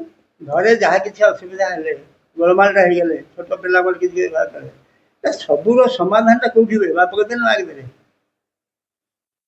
ମା କେତେ ସମାଧାନ ହୁଏ ନା ନାହିଁ? ଆମେ ଘରେ କହୁଛନ୍ତି, ଘରେ ବି ସେଇଆ ହୁଏ। ବାପା କେତେ ସମାଧାନ ହବନି, ସମାଧାନ କିଛି ନାହିଁ ବାପା କେତେ, କେବଳ ମା କେତେ ସମାଧାନ ହବ। ଏଇ କଥାରେ ଆମେ ଯେତେବେଳେ ଘରୁ ବୁଝୁଛନ୍ତି, ତାହେଲେ ସଂସାରରେ ସେଇଆ। ଏଇ ସଂସାରରେ ଯାହା କିଛି ଅସୁବିଧା ସୁବିଧା ହେଉଛି, ସବୁ କେବଳ ସମାଧାନର ବାଟ ଅଛି। ସେ ସମାଧାନ ବି ଯେ ରଣ ପାଖରେ ଅଛି, ସେ ହେଉଛନ୍ତି ଦିବ୍ୟଜନନୀ ମା। ସେଇ ଦିବ୍ୟଜନନୀ ମା କୋଉଠି ଅଛନ୍ତି? ଏଇଟା ଗୋଟେ ଆମର ପ୍ରଶ୍ନ ଆସିବ। କୋଉଠି ଅଛନ୍ତି ନା ସମାଧିରେ ଅଛନ୍ତି? କୋଉଠି ଅଛନ୍ତି? ଆମର ଗୋଟେ ସମାଧି ଅଛି ନା ନାହିଁ? ମଣିଷ ମାନଙ୍କର ଗୋଟେ ସମାଧି ଅଛି, ତାହାକୁ ଆମେ କହୁଛନ୍ତି ସାଇକିକ ଚୈତ୍ୟ ସତ୍ତା। ସେ ଚୈତ୍ୟ ସତ୍ତା ସେ ସବୁବେଳେ ଜାଗ୍ରତ ହେଇକି ଅଛି, ସ୍ଥିର ହେଇକି ଅଛି। ଆମେ ତା ପାଖରେ ଦେଲେ ସେ ତାକୁ ଗ୍ରହଣ କରିବ, ସେ ଆମକୁ ବାଟ ବତେଇବ। ଦୀକ୍ଷା ନେବାରେ ଅସୁବିଧା କିଛି ନାହିଁ। ମୁଁ ଯେଉଁ କହିଲି ଆପଣଙ୍କୁ 13 ଜଣ ଗୁରୁଙ୍କ ଦୀକ୍ଷା ନେଇଛି ମନା ନାହିଁ, କିନ୍ତୁ ସେମାନେ ମୋ ଗୁରୁ ନା ନୁହେଁ। ମୋତେ ସ୍କୁଲରେ ଅନେକ ପାଠ ପଢ଼େଇଲେ, କଲେଜରେ ପାଠ ପଢ଼େଇଲେ, ସବୁଠି ପଢ଼େଇବା ଲୋକ ସେ ମୋ ଗୁରୁ ନୁହଁନ୍ତି କି? ସେ ମୋର କ'ଣ ବିରୋଧର ଶତ୍ରୁ? ସେମାନେ ଗୁରୁ, କିନ୍ତୁ ସେ ସବୁ ଗୁରୁ ଏକ ହେବେ କୋଉଠି? କେବଳ ଜଣଙ୍କ ପାଖରେ। ସବୁ ଗୁରୁ ଏକ ହେବେ ଦିବ୍ୟଜନଙ୍କ ପାଖରେ। ତେଣୁ ଯିଏ ହୁଅନ୍ତା କି, ଯେଉଁ ଗୁରୁମାନେ ଆମକୁ ଅତିକ୍ରମ କରିଛନ୍ତି, ସେ ଗୁରୁଙ୍କୁ ପ୍ରକୃତ ଗୁରୁ ବୋଲି ଗ୍ରହଣ କରିବାର ବାଟ ହେଉଛି କେବଳ ଆମେ ଯଦି ମାଆଙ୍କ ପାଖରେ ନିଜକୁ ଦେଇଥିବା। ମା ବତେଇ ଦେବେ ସେ ଗୁରୁଙ୍କୁ କେମିତି ପ୍ରଣାମ କରିବୁ, କେମିତି ତାଙ୍କୁ ଭଲ ପାଇବୁ, ସେ ବାଟ ବତେଇଦେବେ। ସେଇ ବାଟରେ ଆମେ ତାଙ୍କୁ କରିବୁ। କାରଣ ସେଇ ଗୁରୁଙ୍କର ଆମ କତିରୁ କ'ଣ ନେବେ, କେଉଁ କଥା ନେବେ, ତାଙ୍କ ଭିତରେ ସେଇଟା ଛାତ୍ରଟିଏ ପାଇଲେ, ମୋ ଶିଷ୍ୟଟେ ପାଇଛି, ଏଇ ଶିଷ୍ୟ କତିରୁ ମୁଁ ଏଇଟା ପାଇବି, ଏଇ ଯେଉଁଟା ପାଇବା କଥା ସେ ଚାହିଁଛନ୍ତି, ସେଇଟା ଦେବା ପାଇଁ ଆମ ଭିତରେ ଚେତନା ନାହିଁ। କ'ଣ ଦେଲେ ଗୁରୁ ସନ୍ତୁଷ୍ଟ ହେବେ? ଧରନ୍ତୁ ମୋର 13 ଜଣ ଗୁରୁ, ମୁଁ ସବୁ ଗୁରୁଙ୍କୁ କେମିତି ସନ୍ତୁଷ୍ଟ କରିବି? କୌଣସି ଗୋଟେ ପ୍ରକାର ବାଟରେ କରିହେବନି। ସବୁ ଗୁରୁ ଅଲଗା ନା ନୁହେଁ କି? କିନ୍ତୁ କେଉଁ ଗୁରୁକୁ କ'ଣ ଦେଲେ ସେ ସନ୍ତୁଷ୍ଟ ହେବେ ଏଇଟା ଜାଣିଛନ୍ତି ମୋତେ ଜଣା। ଦିବ୍ୟଜନନୀ ମା ଯେମିତି ଆମ ଘରେ ମା, ଛୁଆଟି ଜାଣିନି, ତା ସାର୍ମାନେ ସବୁ ଆସିଲେ, ପ୍ରଥମ ଶ୍ରେଣୀରେ ପାଠ ପଢ଼ୁଥିବା ସାର୍ ଆସିଲେ, କଲେଜରେ ପାଠ ପଢ଼ୁଥିବା ସାର୍ ଆସିଲେ, ସବୁ ଆସିଲେ। କାହାକୁ କେମିତି ଭାବରେ ମାନେ ତାଙ୍କ ପାଖରେ ପହଞ୍ଚିବ ଏବଂ କେମିତି ତାଙ୍କୁ ସମ୍ମାନ ଦେବ, ଏଇଟା ମୋ ମା ଜାଣିଛି ନା। ସେ କହିବ ଯା ପ୍ରଣାମ କରିକି ଆସିବ, ଏମିତି ଧରଉଛି, ଏମିତି ମୁଣ୍ଡ ଲଗେଇ ଏଇ କଥା କହିବ କିଏ? ଆମକୁ ବାଟ ବତେଇବ କିଏ? କେବଳ ମା ବତେଇବ, ଆଉ କିଏ ନାହିଁ। ତେଣୁ ମା ଆମକୁ ବତେଇବ ଆମେ ଯୋଗରେ କ'ଣ କରିବା। ଆମେ ଯୋଗ ପାଇଁ କାହିଁକି ଆ ଭିତରେ ପଶଛନ୍ତି ନା? ଆମର ଦୁଃଖ ଅଛି, ରୋଗ ଅଛି, ବାର୍ଦ୍ଧକ୍ୟ ଅଛି, ମୃତ୍ୟୁ ଅଛି, ଏଗୁଡ଼ା ସବୁ ଆମର କି ଜଗିକି ଅଛି ନା ନାହିଁ? ଆମ ଚାରିପଟରେ ଏଗୁଡ଼ା ସବୁ ଅଛନ୍ତି। ଦୁଃଖ ଅଛି, ରୋଗ ଅଛି, ବାର୍ଦ୍ଧକ୍ୟ ଅଛି, ମୃତ୍ୟୁ ଅଛି। ଏଇ 4ଟା କଥାକୁ ଆମେ ଭଲ ଭାବେ ଜାଣିଛନ୍ତି। ତାହେଲେ ଏଇଥିରୁ ରକ୍ଷା ପାଇବା ଆମେ ଚେଷ୍ଟା କରୁଛନ୍ତି ସମସ୍ତେ। ଆମେ କେମିତି ରକ୍ଷା କରିବା? କେମିତି ରକ୍ଷା ପାଇବା? ରକ୍ଷା ପାଇବାର ବାଟଟା କାହା ଭିତରେ ଅଛି? ଜଣଙ୍କ ପାଖରେ ଅଛି। ସେ ଆମ କତିକି କୃପା କରିକି ଆସିଛନ୍ତି, ସେ ଆପେ ଆସିଛନ୍ତି, ଆମେ କ'ଣ ଆଣିନାହାନ୍ତି। ସେ ଆପେ ଏଠିକି ଆସିଛନ୍ତି, ବାଛିଛନ୍ତି ଏଇ ଜାଗାରେ ପହଞ୍ଚିଲେ ଏଇ କାର୍ଯ୍ୟଟା ହବ, ସେ ବାଛିକି ଆସନ୍ତି। ଆମେ ବୁଝିପାରନ୍ତି ଯେଉଁଠି ସେଇ ଚେତନା ଜାଗରଣ ହବ, ଯିଏ ଚାହିଁବ ଯେ ତାଙ୍କ ଯେ ନିର୍ଦ୍ଦେଶ ମାନି ମୁଁ ଚଳିବି, ସେ ସେଠି ଆସି ପହଞ୍ଚିବେ। ଏଠି ଆମେ ଯେଉଁ ଉପସ୍ଥିତି ଅନୁଭବ କରୁଛନ୍ତି ମାଙ୍କର, କାହିଁ କରୁଛନ୍ତି କହୁଛନ୍ତି, ସେ ଅଛନ୍ତି, ସେ ଆସିଛନ୍ତି, ସେ କୃପା କରିକି ଆସିଛନ୍ତି। କାରଣ ଆମେ ସେ ଚାହିଁଛନ୍ତି ଏ ଜାଗାରେ ମୁଁ ଯାଇକି ପହଞ୍ଚିବି, ଏ ଜାଗାରେ ପହଞ୍ଚିଲେ ଆମେ ଏ କାର୍ଯ୍ୟକ୍ରମ କରିବା। ତେଣୁ ଭାଇ ଭଉଣୀମାନେ ଆମେ ଟିକିଏ ବୁଝିବା, ଏଇ ସମୟ ଆସିଯାଇଛି, ସମୟଟା ନଥିଲା ମୁଁ ଦ୍ୱାପର ତ୍ରେତା କଳି ଏଇ କଥାରେ ଆମକୁ ଆମେ ଏ କଥା କହୁନଥିଲୁ। ଆମେ ଏଇ ଯୋଗ ଯେଉଁ ଯୁଗ ଆସିଲା, ଯେଉଁ ଯୋଗ ଆସିଲା କଳି ଯୁଗ, ଶେଷ ଯୁଗ ସେ କଳି ଯୁଗରେ ଯେତେବେଳେ ଶେଷ ଯୁଗ, ଶେଷଟା ଆସି ୟା ପରେ ହବ ସତ୍ୟ। ଯଦି ୟା ପରେ ସତ୍ୟ ଆସିବ, ତାହେଲେ ସତ୍ୟ ପାଇଁ ଆମେ ପ୍ରସ୍ତୁତ ହେବା ନା ନାହିଁ? এই ସତ୍ୟ ପାଇଁ ଆମେ ପ୍ରସ୍ତୁତ ହେବା ପାଇଁ ବିଦ୍ୟାଦେବୀ ମା କୃପା କରିକି ଆସିଛନ୍ତି ଏବଂ ଆମ ଏଠିକି ଟାଣିଛନ୍ତି। ଯେ ତୁମେ ସତ୍ୟ ପାଇଁ ପ୍ରସ୍ତୁତ ହେଉଛ ତ, ସତ୍ୟ ଯୁଗରେ ରହିବା ପାଇଁ। ଯଦି ଆ ଯୁଗଟା ବଦଳିକି ଆଉ ଗୋଟେ ଯୁଗ ଆସିକି ପହଞ୍ଚିଯାଏ, ଆଉ ନୂଆ ଲୋକ ଜନ୍ମ ହେଇକି ଆସନ୍ତି, ଆଚ୍ଛା ଆମେ ସେଥିରେ ଫାଷ୍ଟ ହେବା ନା ନାହିଁ? ଆମେ ପ୍ରଥମ ଲୋକ ଆସିକି ପହଞ୍ଚିବା। ଏଇଟା ମା ବାଛିଛନ୍ତି, ଏଇମାନଙ୍କୁ ଯଦି ମୁଁ ନେବି, ଏଇମାନେ ଯୁଗ ବଦଳିଲା ବେଳକୁ ସେମାନେ ଆସିକି ପ୍ରଥମେ ପହଞ୍ଚିବେ। ଯେତେବେଳେ ଯୁଗ ବଦଳିବ ଆମେ ପ୍ରଥମେ ପହଞ୍ଚିବା। ଏଇ କଥାଟାକୁ ଆମେ ଭାବରେ ବୁଝିବା। ତାହେଲେ ୟା ପାଇଁ ବାଟଟା କ'ଣ? ଆମେ ଏଇ ଯେଉଁ କାମଟା କରିବା ପାଇଁ ଯାଉଛନ୍ତି, ପୂର୍ଣ୍ଣାଙ୍ଗ କାର୍ଯ୍ୟଟା, ଶେଷ କାର୍ଯ୍ୟ, ଆଉ ୟା ପରେ ଯୋଗ ଆସିବନି, ଯୋଗ ଶେଷ। ତେଣୁ ଏଇ ପୂର୍ଣ୍ଣାଙ୍ଗ ଯୋଗ ପାଇଁ ଆମେ ଯେତେବେଳେ ଆସିଛନ୍ତି, ତାହେଲେ କ'ଣ କରିବା କଥା ମା କହିଛନ୍ତି। ମା ସିଧା କହିଛନ୍ତି ପାଠଚକ୍ର କରାଯାଉ। ପାଠରେ କ'ଣ କାମ ହବ ନା ତିନିଟା କଥା ସେ କହିଛନ୍ତି, ପଠନ, ସଂଗଠନ ଆଉ ପ୍ରଗତି। ପଠନ, ସଂଗଠନ, ପ୍ରଗତି। ଯଦି ପ୍ରଗତି ଚାହୁଁଛନ୍ତି ଆମେ, ତାହେଲେ ପଠନ ଦରକାର ଆଉ ସଂଗଠନ ଦରକାର।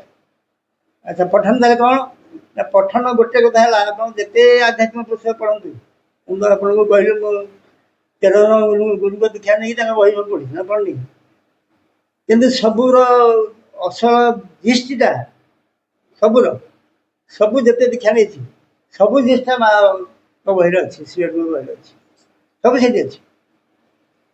ସେ ବହି ଭିତରେ ସବୁଟା ଅଛି। ତାକୁ ଯଦି ଆମେ ଡେଲି ପଢ଼ିବା, ଅଲ୍ଟିମେଟଲି ସବୁଗୁଡ଼ାକ ରୂପାନ୍ତର ହେଇ ଚାଲିବ। ତେଣୁ ସେଥିରେ ବାରମ୍ବାର କହିଛନ୍ତି ଆମେ କାମଟା ଦେଲେ କ'ଣ ଦେଲେ, ଏଥିରେ କାମଟା କ'ଣ କରିବା ମାନେ ପଠନ, ସଂଗଠନ, ପ୍ରଗତି। ପଢ଼ିବା ନିଶ୍ଚିତ ଭାବରେ, ଡେଲି ପଢ଼ିବା କି ମୋ ଆଖିକି ଏଇଟା ଦିଶୁନି, ଗୋଟା କିଛି ଦିଶୁନି, କିନ୍ତୁ ପଢ଼ିବା ସମୟରେ ମୋତେ ଆଉ କେହି ରକ୍ଷା ନାହିଁ। ମୁଁ କୁଆଡ଼େ ବୁଲୁଥିଲେ ବି ହଠାତ୍ କିଏ ଟାଣି ଆଣିବ, ବସ। ତେଣୁ ଡେଲି ନିଶ୍ଚିତ ଭାବରେ ସକାଳୁ 2 ଘଣ୍ଟା ଆଉ ଉପରଓଳି 2 ଘଣ୍ଟା, 4 ଘଣ୍ଟା ବହି ପଢ଼ିବି। ଏଇ ପଢ଼ିବା ସମୟଟାରେ ମୋତେ ସେ ଟାଣି ଟାଣିକି ଆଣିକି ସେଠି ପହଞ୍ଚେଇବେ। ବହି ସବୁ ଥୁଆ ହେଇଛି, ଚେୟାରରେ ବସିବ ପଢ଼ିବା। ହେଲେ କ'ଣ ପାଇଁ କିନ୍ତୁ ହେଇଯାଏ, ଆପେ ଆପେ ହେଇଯାଉଛି। ଆଗରୁ ଚେଷ୍ଟା କରିବାକୁ ପଡ଼ୁଥିଲା ଯେ ଏମାନଙ୍କୁ ଛାଡ଼ିକି ମୁଁ ଜୀବିତ ନାହିଁ, କିନ୍ତୁ ସେଇ ସମୟରେ ମା କେମିତି ସବୁ କାମ ବନ୍ଦ ସବୁଆଡ଼େ ହେଇଯାଉଛି ଆପେ ଆପେ। ଆଉ ଅଲ୍ଟିମେଟଲି ସବୁ କାମ ବନ୍ଦ ହେଇଯାଉଛି, ଆଉ କିଛି ନାହିଁ। ସେଇ ଚେୟାରଟା ଦେଖାଯିବ, ସେଇ ବହି ଦେଖାଯିବ। ତେଣୁ ଚାଲ ବସ ପଢ଼। ତେଣୁ 2 ଘଣ୍ଟା ପଢ଼ିବା ପାଇଁ, ଉପରଓଳି ସକାଳ ବେଳେ 2 ଘଣ୍ଟା ପଢ଼ିବା ପାଇଁ ସେ ମୋତେ ସମୟଟା ଦେଇଛନ୍ତି। ଯୁଆଡ଼େ ଥିଲେ ଯାହା କିଛି କରୁଥିଲେ ବି ସେ ଟାଣିକି ଧରି ପଳେଇ ଆସିବେ। କେଉଁ ସାଙ୍ଗମାନଙ୍କ ଭିତରେ ମୁଁ କଥା ଗପ କରୁଛି, ସେ ଗପ ମାନେ ବିଭିନ୍ନ ଏଇ ଲୋକର ଅସୁବିଧା ଅଛି, ସେ ଅସୁବିଧାଟା କେମିତି ସମାଧାନ ହେବ, ଆମେ କେମିତି ସୁବିଧାରେ ଚଳିବା, ତା ବାଟ ତ କେବଳ ମାଙ୍କ ବହିରେ ଅଛି। ଆଉ କେଉଁଠି ଅଛି କି? ଆଉ କେଉଁଠି ନାହିଁ ପ୍ରକୃତରେ? ମାଙ୍କ ବହିରେ ମା କହିଛନ୍ତି ଯେ ଅସୁବିଧାଟା ଅଛି, ସେ ଅସୁବିଧାଟା ସମାଧାନ। ମୋ ପୁଅ ସ୍କୁଲକୁ ଯାଉନେଇ, ଆଜି ଯିବା କଥା, କ'ଣ ପାଇଁ କାନ୍ଦୁଛି, ସେ ଯାଉନି କ'ଣ ପାଇଁ, ଏଇ କଥାରେ ଆମେ ମାଆଙ୍କୁ ଜଣେଇଦେଲେ, ମା ସାଙ୍ଗେ ସାଙ୍ଗେ ବଦଳେଇ ଦେବେ, ସବୁ ଚେଞ୍ଜ କରିଦେବେ। ମାଙ୍କ ପାଖରେ ସବୁ ଅଛି। ମା ମାନେ ବସନ୍ତି, ସେମାନେ ନାହିଁ, ସେଟା ତାଙ୍କ ଗତିରେ ଅଛି। ମାନେ ଛୁଆଟା ଅସୁବିଧା ହେଉଛି, ଯାଉନି ସ୍କୁଲକୁ, କିଏ ତାକୁ ପ୍ରକୃତରେ ବଦଳେଇବ? ତା ମନଟାକୁ ମା ବଦଳେଇବ ଆଉ କ'ଣ? ତେଣୁ ଯେତେ ଅସୁବିଧା ଆସୁଛି, ଯାହା କିଛି ଆସୁଛି, ଜଣେ ବଦଳୁଛି, ସିଏ ଆମ ପାଖରେ ଅଛି ସବୁବେଳେ।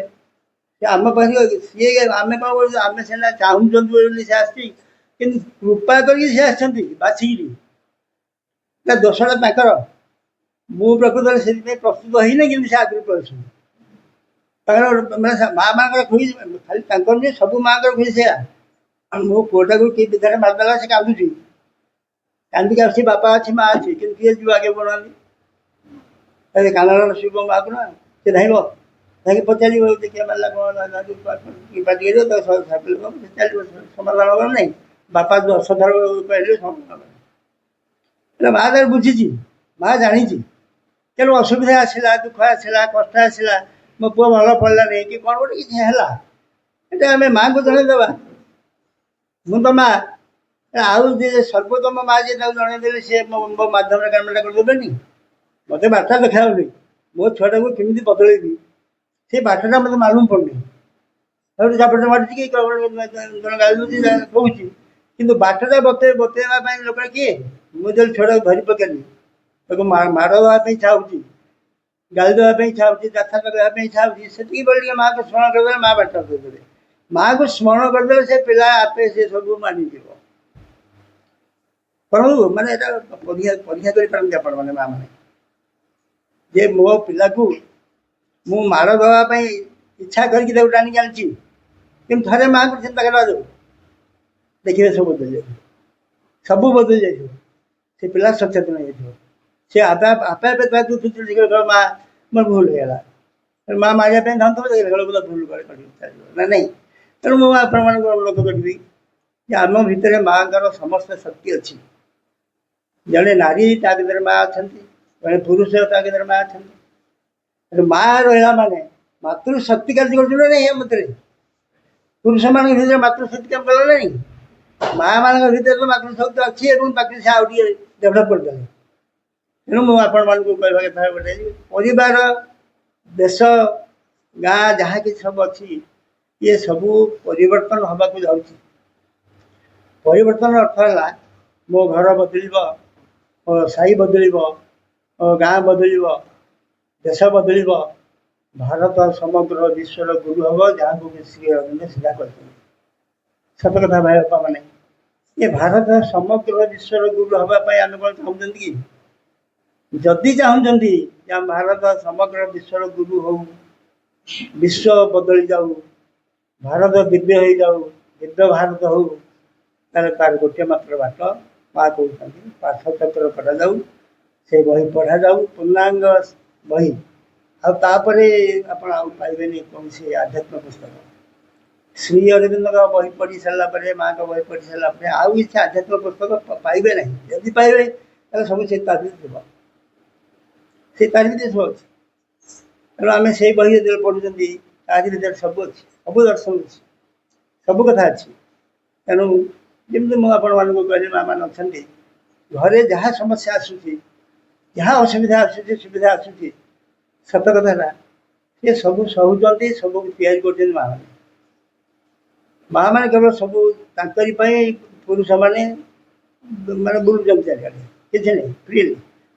ମୁଁ ସେଥିରେ ଗୋଟେ କହୁଛି, କିନ୍ତୁ ମା ଯିଏ ସିଏ ସମୁଦାୟ ଘରଟା ଚଳଉଛି, ସମସ୍ତଙ୍କୁ ନିଜର କରୁଛି। ସମସ୍ତେ କିଏ କ'ଣ କରିବ, ନିଜେ ମୋର ହବ, ସେ ତା ବାଟ ତାକୁ ମାଲୁମ।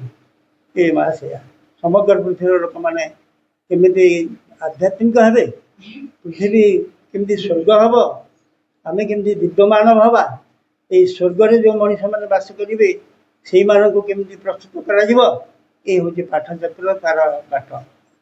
ଯେଉଁ ପାଠଚକ୍ରରେ ଆପଣମାନେ ଆସି ପହଞ୍ଚୁଛନ୍ତି, ଦେଖୁଛନ୍ତି, ବୁଝୁଛନ୍ତି, ଏଇଟା ଗୋଟିଏ ବାଟ, ଯେଉଁ ବାଟରେ କି ପୃଥିବୀ ସ୍ୱର୍ଗ ହେବ, ମଣିଷମାନେ ଦିବ୍ୟମାନବ ହେବେ, ମଣିଷମାନଙ୍କର ଦୁଃଖ, ରୋଗ, ବାର୍ଦ୍ଧକ୍ୟ, ମୃତ୍ୟୁ ରହିବ ନାହିଁ। ଏଇଟା ଅନ୍ୟ ଶାସ୍ତ୍ରରେ ଏମିତି ଲେଖା ହେଇନାହିଁ। ଅନ୍ୟ ଶାସ୍ତ୍ରରେ ଦୁଃଖ, ରୋଗ, ବାର୍ଦ୍ଧକ୍ୟ, ମୃତ୍ୟୁ ସଂସାରରେ ରହିବନି, ରୂପାନ୍ତର ହେବ, ହେଇକି ମଣିଷମାନେ ଦିବ୍ୟ ହେଇଯିବେ, ଭଗବାନ ହେଇଯିବ, ପୃଥିବୀଟା ସ୍ୱର୍ଗ ହେବ। ମୋତେ କହୁନାହାନ୍ତି, ମୁଁ 13 ଜଣ ଗୁରୁଙ୍କ ଦୀକ୍ଷା ନେଲା ପରେ କୌଣସି ଦୀକ୍ଷା ଭିତରେ ଏସବୁ କଥା ନାହିଁ। ଏଇଟା ଏକ ସର୍ବୋତ୍ତମ କଥା ମା ଶ୍ରୀ କହିବାକୁ ଆସିଛନ୍ତି। ତେଣୁ ପାଠଚକ୍ର ଘରେ ଘରେ ହେଉଥିବ, ଏବଂ ଆମେ ଯଦି ପାଠଚକ୍ର ସହିତ ସମ୍ପୃକ୍ତ ଥିବା, ପଠନ, ସଂଗଠନ, ପ୍ରଗତି, ତିନିଟା କଥା। ତେଣୁ ପଠନ ଥିବ, ସଂଗଠନ ଥିବ, ଏଇ ଯେଉଁ ବସିଛନ୍ତି ଆମେ ଆଜି ସୁନ୍ଦର ସଂଗଠନ, ଏବଂ ପଠନ, ସଂଗଠନ, ଏବଂ ତାପରେ ପ୍ରଗତି। ପ୍ରଗତି କ'ଣ ନା ଆମେ ଦିବ୍ୟ ହେବା, ଭଗବାନ ହେଇଯିବା, ପୃଥିବୀ ସ୍ୱର୍ଗ ହେଇଯିବ।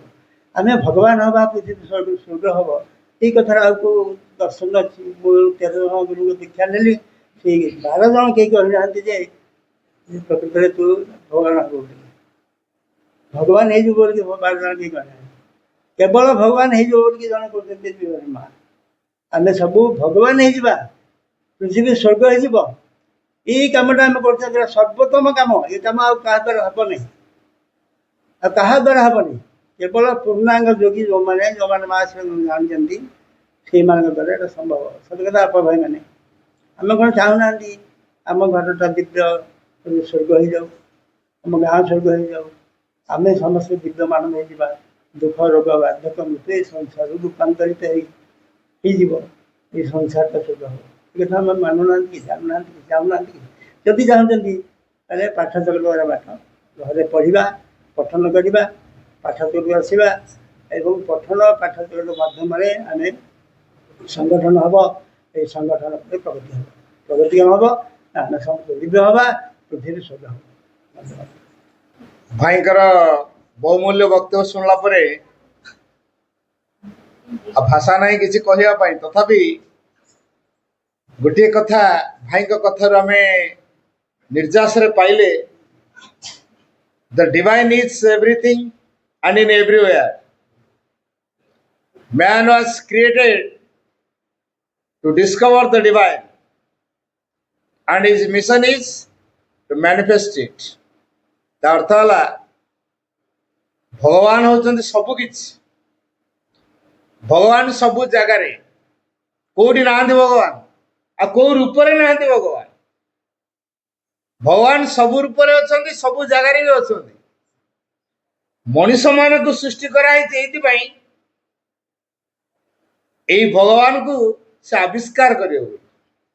ଖାଲି ଆବିଷ୍କାର ଭିତରେ ଲିମିଟ ହେଇଗଲେ ଚଳିବନି, ତାର ଯୋଉ ଆଭିମୁଖ୍ୟଟି ଏଇ ଭଗବାନକୁ ସେ ପ୍ରକାଶ କରିବ। His mission is to manifest it. ଏଇଥିପାଇଁ ମାନବ ଜୀବନ ଦିଆହେଇଛି। ତେଣୁ ଆଗରୁ ତ ଭାରତବର୍ଷ ଯେହେତୁ ଗୋଟେ ଆଧ୍ୟାତ୍ମିକ ଦେଶ, ତପସ୍ୟାର ଦେଶ, ତପଭୂମି ଭାରତ ବୋଲି ସେଥିପାଇଁ କୁହାଯାଏ। ମୋକ୍ଷ ମୁକ୍ତି ନିର୍ବାଣ କଥା କୋଉ ବର୍ଷରୁ କୋଉ ଯୁଗରୁ କୁହାଯାଇଛି। ତାର ଉପର ଷ୍ଟେପ ଆଉ କିଛି ଅଛି ନା ନାହିଁ? ଭଗବାନ ହେଇସାରିବା ପରେ ଏଇ ଭଗବାନକୁ ପ୍ରକାଶ କରାଯିବ। ସବୁରି ଭିତରେ ଭଗବାନ ପ୍ରକାଶିତ ହେବେ। ଏବଂ ଯୋଉ କଥାଟି କହିଲେ ପଠନ, ସଂଗଠନ ଆଉ ପ୍ରଗତି, ଏଇଟିକୁ ଆମେ କେତେ ଦୂର ଉପଲବ୍ଧି କରିଛେ? ଭାଇଙ୍କର ଏତେ ବାଟ ପରିଶ୍ରମ କରି ମାଙ୍କ ପାଇଁ ଆସିଛନ୍ତି। ଉଦ୍ଦେଶ୍ୟ ଆମମାନଙ୍କ ଭିତରେ କିଛି ମାଙ୍କର ଚେତନାକୁ ଜାଗ୍ରତ କରାଇବେ। ଇଏ ହେଉଛି ତାଙ୍କର ସୂତ୍ର ଯେ ପଠନ, ସଂଗଠନ ଆଉ ପ୍ରଗତି। ଆଉ ଯାହା ଭିତରେ ପ୍ରଗତିର ଭାବ ଅଛି ସିଏ ସଂକୀର୍ଣ୍ଣତାର ବହୁତ ଉର୍ଦ୍ଧ୍ୱରେ ଥାଏ। କାରଣ true progress lies in widening the spirit and abolition of all limitations. ଆଉ ଆମେ ଲିମିଟେସନ ଭିତରେ ଥିବା କହିବା ପ୍ରଗତି ହବ ଇମ୍ପସିବଲ। ତେଣୁ true progress lies in widening the spirit. ଭାଇ କଥା କଥାରେ ମାଙ୍କର ଏବଂ ଶ୍ରୀଙ୍କର କଥାରେ ଗୋଟେ ଗୁରୁତ୍ୱପୂର୍ଣ୍ଣ ଦୃଷ୍ଟାନ୍ତ ଦେଲେ ଯେ ଏଇ ଭାରତବର୍ଷ ପୃଥିବୀର ଗୁରୁ ହବ। ଏ ପୃଥିବୀ ଦିବ୍ୟ ସ୍ୱର୍ଗ ରାଜ୍ୟରେ ପରିଣତ ହବ। ତେଣୁ ୟାଠୁ ଆଉ ବଡ ପ୍ରସାର ତାର କଥା କଣ ଥାଇପାରେ? ପୃଥିବୀ ସ୍ୱର୍ଗରେ ପରିଣତ ହବ, ଭଗବାନ ଏଠି ଲୀଳା କରିବେ, ଏ ପୃଥିବୀ ହବ ତାଙ୍କର ପ୍ଲେ ଫିଲ୍ଡ ଏବଂ ସବୁରି ଭିତରେ ଭଗବାନ ପ୍ରକାଶିତ ହଉଥିବେ। ୟାଠୁ ପ୍ରସାର ତାର କଥା ଆଉ କିଛି ଅଛି? ତେଣୁ ତାକୁ ସମ୍ଭବ କରିବାକୁ ହେଲେ ଆମକୁ ପଢିବାକୁ ପଡିବ। ଆମେ ତ ବହୁତ ବହି ପଢିଛୁ, ହେଲେ ଶ୍ରୀ ଅରବିନ୍ଦଙ୍କୁ ପଢିଲୁଣି କି? ମାଙ୍କୁ ପଢିଲୁଣି କି? କାରଣ ମା କଥାରେ ବି ଏଇ କଥାଟି ଉଲ୍ଲେଖ କରିଦେଇଛନ୍ତି, ମା ସିଂହଙ୍କୁ ପଢିଲା ପରେ ଆଉ କିଛି ଆବଶ୍ୟକତା ପଡିବନି। ତାର କାରଣ ସବୁ କଥାକୁ ତାରି ଭିତରେ ସେ ରଖିଦେଇ ସାରିଛନ୍ତି। ତେଣୁ ଯିଏ ଶ୍ରୀ ଅରବିନ୍ଦଙ୍କୁ ପଢିବ ତାର ଅଲଗା କୌଣସି କାର୍ଯ୍ୟ ବା କୌଣସି କିଛି ପଢିବାର ଆବଶ୍ୟକତା ରହିବ ନାହିଁ। ପଢିପାରନ୍ତି କିନ୍ତୁ ତାର ଆବଶ୍ୟକତା ରହିବନି। ତେଣୁ ଭିତରେ ସେ ପ୍ରକାର ଏକ ସଂଗଠନ ମାସକୁ ପଢିଲେ ହୁଏ। ଆଉ ସେଇ ସଂଗଠନର ପ୍ରଭାବ ଆମେ ସମସ୍ତଙ୍କୁ ନେଇକି ଦିବ୍ୟ ପ୍ରେମ ଭାବ ବସୁଧୈବ କୁଟୁମ୍ବକମ୍ କଥା ଯୋଉ କୁହାଯାଇଛି, ଇଏ ହେଉଛି ସଂଗଠନର ଧାରା। ଦିବ୍ୟ ପ୍ରେମର ଧାରାରେ ସମ୍ପୂର୍ଣ୍ଣ ନିଃସ୍ୱାର୍ଥ ପ୍ରଭାବ ଉତ୍ସର୍ଗିତ ଭାବରେ ନିରଙ୍କାର ଭାବରେ ଆମେ ଯଦି ଜୀବନକୁ ନିର୍ବାହ କରିପାରିବା, ତାହେଲେ ଆମେ ସମସ୍ତଙ୍କ ହୃଦୟ କଥା ଜାଣିପାରିବା, ବୁଝିପାରିବା, ତା ପ୍ରଗତିରେ ସହଯୋଗ କରିପାରିବା, ନିଜେ ପ୍ରଗତି କରି ନିଜର ଅଗ୍ରଗତି ଅନ୍ୟମାନଙ୍କ ଅଗ୍ରଗତିରେ ସହାୟତା। ମୁଁ ଯଦି ଅଗ୍ରଗତି କରୁନି ତାହେଲେ ଅନ୍ୟମାନଙ୍କୁ ଅଗ୍ରଗତିରେ ସହଯୋଗ କରିପାରିବି ନାହିଁ। ତେଣୁ ପ୍ରଗତି କଥାରେ ଏଇ କଥାଟି ଅଛି, ସଂଗଠନରେ ସାଙ୍ଗ ହେଇ ଶିଖିବା, ତାହେଲେ ସଂଗଠନ ହବ। ସାଙ୍ଗ ନ ହେଇପାରିଲେ ସଂଗଠନ ହେଇପାରିବ ନାହିଁ। ମନ ପ୍ରାଣ ଶରୀର ଆତ୍ମା ଆଗ ସାଙ୍ଗ ହୁଅନ୍ତୁ, ଆତ୍ମାର କଥାକୁ ମାନନ୍ତୁ, ଭିତରେ ସଂଗଠନ ହବ। ସେଇ ସଂଗଠନର ପ୍ରଭାବଟା ଆମେ ସମସ୍ତଙ୍କ ଭିତରେ କରାଇବା। ଭାଇଙ୍କର ଏଇ ଯୋଉ ବହୁମୂଲ୍ୟ ମନ୍ତବ୍ୟ ଭିତରେ ଆମେ ଏତିକି ଶିକ୍ଷା ନିଶ୍ଚିତ କରିବା। ଆଉ ଏଇ ବୟସରେ ବି ଚିର ତାରୁଣ୍ୟତାର ଭାବ ନେଇ ସେ ଆସି ଆମ ପାଖରେ ପହଞ୍ଚିଛନ୍ତି। ତେଣୁ ମାଙ୍କ ପାଖରେ ଅଶେଷ ଅଶେଷ କୃତଜ୍ଞତା ପ୍ରାର୍ଥନା ରଖିବା, ଭାଇଙ୍କୁ ଆହୁରି ଶକ୍ତି ଦିଅନ୍ତୁ, ଏଇଭଳି ମାତୃ କାର୍ଯ୍ୟରେ ସେ ନିଜକୁ ନିୟୋଜିତ କରୁଥାନ୍ତୁ ଏବଂ ମାଙ୍କ କାର୍ଯ୍ୟ ପ୍ରସାରତା ଦିଗରେ ସହଯୋଗ କରୁଥାନ୍ତୁ। ତେବେ ଆସନ୍ତୁ ଆମେ ମାଙ୍କ ପାଖରେ ଭାଇଙ୍କ ପାଇଁ ଟିକେ କୃତଜ୍ଞତାପୂର୍ଣ୍ଣ ଭାବ ରଖିବା। ଧନ୍ୟବାଦ। ଧନ୍ୟବାଦ ଜନାର୍ଦ୍ଦନ ଭାଇ। ସିଏ ତାଙ୍କର ଜୀବନ ଅଭିଜ୍ଞତାରେ କହିଲେ ମାଙ୍କ ସହିତ ତାଙ୍କର ଯୋଉ ଦର୍ଶନ, ତାଙ୍କ ପାଦସ୍ପର୍ଶ, ସେଇ କଥା ସେ ମର୍ମସ୍ପର୍ଶୀ ଅଭିଜ୍ଞତା, ଯୋଉଟାକୁ ସିଏ କହିଲେ ମୁଁ କହିପାରିବି ନାହିଁ। ନ କହିପାରିଲେ ବି ଆମେ କିଛି ବୁଝିଲୁ। ତାର କାରଣ ଏମିତି କିଛି ଜିନିଷ ଥାଏ ଯୋଉଟାକି ମଣିଷ ସେୟାର କରିପାରେ ନାହିଁ। ସେଇ ମାଙ୍କର ଯୋଉ ପଦସ୍ପର୍ଶ ତାଙ୍କୁ ଗୋଟେ ଡିଭାଇନ୍ ଟଚ୍ ଦେଲା, ଯାହାକୁ ସେ ଏମିତି ଡିଭାଇନ୍ ଟଚ୍ ଦେଲା ଯେ ସେ ଆଉ କୁଆଡ଼େ ଯାଇପାରିଲେନି, କାରଣ ଗୋଟେ ସ୍ୱର୍ଣ୍ଣ ଶୃଙ୍ଖଳ ଲାଗିଗଲା ତାଙ୍କ ପାଖରେ। ସେ ଅନ୍ୟ ଗୁରୁଙ୍କର ସ୍ପର୍ଶ ଏଇଥିପାଇଁ ଆସିଲେ, ବୋଧ ହୁଏ ଯେ ଜୀବନର ଅଭିଜ୍ଞତା ସବୁ ଜାଣିବା ପାଇଁ, ଜୀବନକୁ ଜାଣିବା ପାଇଁ। ନହେଲେ ଅଲ୍ ଲାଇଫ୍ ଯୋଗ ଏଇ କଥାଟି ସିଏ ବୁଝିଥାନ୍ତେ କେମିତି? ଏ ଅଲ୍ ଲାଇଫ୍ ଯୋଗକୁ ବୁଝିବା ପାଇଁ ତାଙ୍କୁ ଅନ୍ୟ ଗୁରୁଙ୍କ ପାଖମାନଙ୍କୁ ଯିବାକୁ ପଡ଼ିଲା। କାରଣ ସେଇ ଯୋଉମାନେ ବି ସେମାନେ ଗୋଟେ ମହାନ ମହାନ ସବୁ ଗୁରୁ, ଯିଏ ନିଗମାନନ୍ଦ କଥା କହିଲେ, ସିଏ ତାଙ୍କର ଗୋଟେ ବାଣୀରେ ସେ କହିଛନ୍ତି ଯେ ମୁଁ ଭଗବାନଙ୍କୁ ସିଏ ମୁଁ ଆତ୍ମା ରୂପରେ ଜାଣେ, ଯୋଉଟାକି ପରମାତ୍ମା ରୂପରେ ତାଙ୍କୁ ବି ଜାଣେ, ସେ ଭକ୍ତିର ଭଗବାନ ରୂପରେ ବି ଜାଣେ ଏବଂ ଜ୍ଞାନ ରୂପରେ ସିଏ ବ୍ରହ୍ମ ରୂପରେ ବି ଜାଣେ। ତା ଅର୍ଥ ସେ ଜ୍ଞାନ, ଭକ୍ତି ଏବଂ ଯୋଗ ଏବଂ ଏଇ ସବୁର ସମାହାରରେ ତାଙ୍କୁ ପୂର୍ଣ୍ଣ ଉପଲବ୍ଧି କରିଛନ୍ତି। ଶ୍ରୀରବୀନ୍ଦ୍ର ତାକୁ ସାବିତ୍ରୀ ଭାଷାରେ ଲେଖିଛନ୍ତି, ଆଉ ଟିକେ ଉଚ୍ଚକୋଟୀ ଭାଷାରେ, I have drop the infinite like giant swine. ଯୋଉଟାକି ସେ ଋଷି ଆମର ନିଗମାନନ୍ଦଙ୍କୁ ସେ କହିଲେ ଯେ ମୁଁ ତାଙ୍କୁ ମାନେ ଜାଣେ, ବେଦାହମେତଂ ପୁରୁଷଂ ମହାନ୍ତମ ଆଦିତବନ ତତ୍ପର ତମସା ପରସ୍ତାତ, ଋଷି ମାନଙ୍କର ଭାଷା ଇଏ, ଯେ ସେଇ ମାନେ ମହତ୍ ପୁରୁଷକୁ ଆମେ ଜାଣେ। ଯୋଉ ମହତ୍ ପୁରୁଷଙ୍କର ମାନେ ଜାଣିବା, ତାକୁ ସାନ୍ନିଧ୍ୟ ପ୍ରାପ୍ତ ବି ମହାନ କଥା। ସେଇପାଇଁ ଭାଇ ତାଙ୍କର ସେଇ ଋଷି ମାନଙ୍କର ସାନ୍ନିଧ୍ୟ ସେ ପ୍ରାପ୍ତ ହେଲେ। ସେ ଅନ୍ନପୂର୍ଣ୍ଣଚନ୍ଦ୍ର ହୁଅନ୍ତୁ, ନିଗମାନନ୍ଦ, ସାଇ ବାବା, ତାଙ୍କୁ ସେଟାକୁ ଅଭିଜ୍ଞତା ସାହାଯ୍ୟ କଲା ଏବଂ ସେ ସମୃଦ୍ଧ ହେଲେ। ଏବଂ ସେଇଥିପାଇଁ ସେ ତାଙ୍କର ବକ୍ତବ୍ୟ ଆମକୁ ଜଣେଇଲେ, ବହୁତ ଭଲ ଲାଗିଲା। ଆଉ ଭାଇ ଆମର ଗୌରୀ ଭାଇ ଯୋଉ କହିଲେ ନରସିଂହ କଥା, ବହୁତ ଉଚ୍ଚକୋଟୀର କଥା। ଇଏ ମାଙ୍କର ଯେ ଶ୍ରୀରବୀନ୍ଦ୍ରଙ୍କର ଯୋଉ ଡ୍ରିମ୍, ଯେ ଦିବ୍ୟ ଜୀବନ ସ୍ୱପ୍ନ, ଏଇ ସ୍ୱପ୍ନ ସେଇ ଡ୍ରିମ୍ ହେଲା କେବଳ ମାଙ୍କର ସ୍ୱପ୍ନ ନୁହେଁ, ସେ ଡ୍ରିମ୍ ଆମ ମାନଙ୍କର। କାରଣ ସିଏ ଶ୍ରୀରବୀନ୍ଦ୍ର ସବୁବେଳେ କହିଛନ୍ତି, ବାରମ୍ବାର ବି କହିଛନ୍ତି ଯେ ଅତି ମାନସ ତ ମୋ ପାଇଁ କେତେବେଳେ ଦରକାର ହିଁ ନଥିଲା, ମୋର କିଛିଟା ଆବଶ୍ୟକ ନାହିଁ, ମୁଁ କେବଳ ପୃଥ୍ୱୀ ପାଇଁ ଏଇଟା ଚାହେଁ। ସେ ତାଙ୍କର ଯାବତୀୟ ସତ୍ୟ ସେ ପୃଥ୍ୱୀ ପାଇଁ ହିଁ କରିଛନ୍ତି। ଏବଂ ମାଙ୍କ ବିଷୟରେ ସିଏ ଏତିକି କହିଛନ୍ତି ଯେ ତାଙ୍କୁ ଯେତେବେଳେ ପ୍ରଶ୍ନ କରାଗଲା ଯେ ମାଙ୍କ ଯଦି ଆସିନଥାନ୍ତେ ଆପଣ କଣ କେତେ କରିପାରିଥାନ୍ତେ, ସେ କହିଲେ ଅତିମାନସକୁ ମୁଁ ଅବତରଣ କରିପାରିଥାନ୍ତି ନିଜ ଭିତରେ, କିନ୍ତୁ ତା ପୃଥିବୀର ଅବ୍ୟକ୍ତ ହେଇପାରିନଥାନ୍ତି, ସେୟାର କରିପାରିନଥାନ୍ତି, ମଣିଷମାନଙ୍କୁ ଦେଇପାରିନଥାନ୍ତି। ଏଇ କଥା ସେ କହିଲେ। ସେଇଠୁ ମା କିଏ ଆଉ ଶିଶୁମାନଙ୍କୁ କିଏ ଆମେ ଜାଣିବା ଯେ ସେଇ ଆମେ ଯେ ଜ୍ଞାନକୁ ଲାଭ କରିବା ପାଇଁ ହେଲେ ଯେ ଆମେ ମାକୁ ସେ ଯୋଉ ଭଗବାନଙ୍କୁ ଜାଣିବା ପାଇଁ ହେଲେ ସବୁବେଳେ ନିଶ୍ଚିତ ମାକୁ ଧରିବା, ମାକୁ ମଧ୍ୟ ଅଗ୍ରସର ହେବା। ଏବଂ ଭାଇ ଯୋଉ କହିଲେ ନସିସ୍ ବିଂ କଥା, ଆମେ ସେଇଟା ଆମର ଲକ୍ଷ୍ୟ ହଉ, ଗୋଟେ ମହାନ ଉଚ୍ଚତର ଲକ୍ଷ୍ୟ ହଉ। ଏବଂ ମହାନ ଉଚ୍ଚତର ଲକ୍ଷ୍ୟ ପାଇଁ ଆମେ ଆମର ଛୋଟ ଛୋଟ ଯୋଉ ପେଟି ଥିଙ୍ଗସ୍ ଯୋଉଟା କୁହାହଉଛି, ଆମ ପେଟି ଡିଫରେନ୍ସେସ୍ ଆମ ଭାଇମାନଙ୍କ ଭିତରେ ଗୋଟେ ଛୋଟ ଛୋଟ ମନମାଳି ନେଉଛି, ଭାଇ ଭଉଣୀ ଯୋଉ ଆମର ସଂଗଠନ ମନମାଳି, ସେଟାକୁ ଆମେ ତ୍ୟାଗ କରିବା। ସେଟା ତ୍ୟାଗ କରିବା, ଆମେ ଦୋଷ ଦେଖିବା ନାହିଁ ଯୋଉଟାକି ଆମେ କରିଚାଲିଛୁ। ଆମେ ଅନ୍ୟ ଛୋଟ ଛୋଟ ଦୋଷ ଦେଲେ ଏଇଟା ସିଏ କରଲା, ଏଇ ଜିନିଷ ଆମକୁ ତ୍ୟାଗ କରିବାକୁ ପଡିବ। ଏବଂ ଯୋଉ ଆମ ଭିତରେ ଯୋଉ ଇଗୋ, ଦ ଆଇଲାଣ୍ଡ ଇଗୋ, ତାକୁ ଆମେ ତ୍ୟାଗ କରିବାକୁ ପଡିବ। ତା continent to join its continent, ଯୋଉଟା secret knowledge, the island ego joined in continent. ଆମର ଭିତରେ ଯୋଉ ଇଗୋ, ଯେ ଭଗବାନଙ୍କ ଭିତରେ ଯାଇକି ପାଦତଳେ ସମର୍ପିତ ହବ, ତେବେ ସେ ପ୍ରସାରିତ ହବ, ପୂର୍ଣ୍ଣାଙ୍ଗର ପ୍ରାପ୍ତ ହବ। ସେଇଟା ହିଁ ମୂଳ କଥା। ଆମେ ନିଜେ ହେବା, ତେବେ ଯେ ଅନ୍ୟମାନେ ଗଢି ପାରିବା। ଏଇ ଯୋଉ ସଂଗଠନ କଥା, ଆମେ ନିଜେ ହେବା, ପ୍ରଥମରେ ଆମେ ନିଜେ ହେବା, ତାପରେ ସଂଗଠନ ହବ। ଯୋଉଟା କି ଅନ୍ୟ ଭାଇ ଯୋଉ କହିଲେ, ଯୋଉ ପରିବାର ଯୋଉ ମାନେ ଭାଇ ଗାୟତ୍ରୀ ପରିବାର କଥା କହିଛନ୍ତି, ତାଙ୍କ ସ୍ଲୋଗାନ ସେ ଜାଣିଥିବେ ଯେ ମଣିଷ ଭିତରେ ଦିବ୍ୟତର ଅଭ୍ୟୁଦୟ ଏବଂ ମାନବ ସମାଜର ପରିବର୍ତ୍ତନ। ତାଙ୍କର ନାରା ଏଟା ହେଲା ମନୁଷ୍ୟ ଭିତରେ ଦିବ୍ୟତର ଅଭ୍ୟୁଦୟ ଏବଂ ମନୁଷ୍ୟର ଅଭ୍ୟୁଦୟ। କାରଣ ଆମର ପରିବାର ଗାୟତ୍ରୀ ପରିବାର ମୁଁ ଆସିଛି, କାରଣ ଆମ ସମସ୍ତେ ଗାୟତ୍ରୀ ଦୀକ୍ଷିତ ଆମ ପରିବାର, କେବଳ ମୋ ଛାଡିକିରି। ହେଲେ ସେ ମାନବ ସମାଜରେ ଆମର ଭିତରେ ଦିବ୍ୟତର ଅଭ୍ୟୁଦୟ। ତାଙ୍କର ଯୋଉ ମିଶନ ବି ସେ କହିଛନ୍ତି ଯେ ମନୁଷ୍ୟ ଆଗରେ ବ୍ୟକ୍ତି ନିର୍ମାଣ, ବ୍ୟକ୍ତି ନିଜକୁ ତିଆରି କରିବ, ପରିବାର ନିର୍ମାଣ, ତାପରେ ସମାଜ ନିର୍ମାଣ, ଷ୍ଟେପ ବାଇ ଷ୍ଟେପ।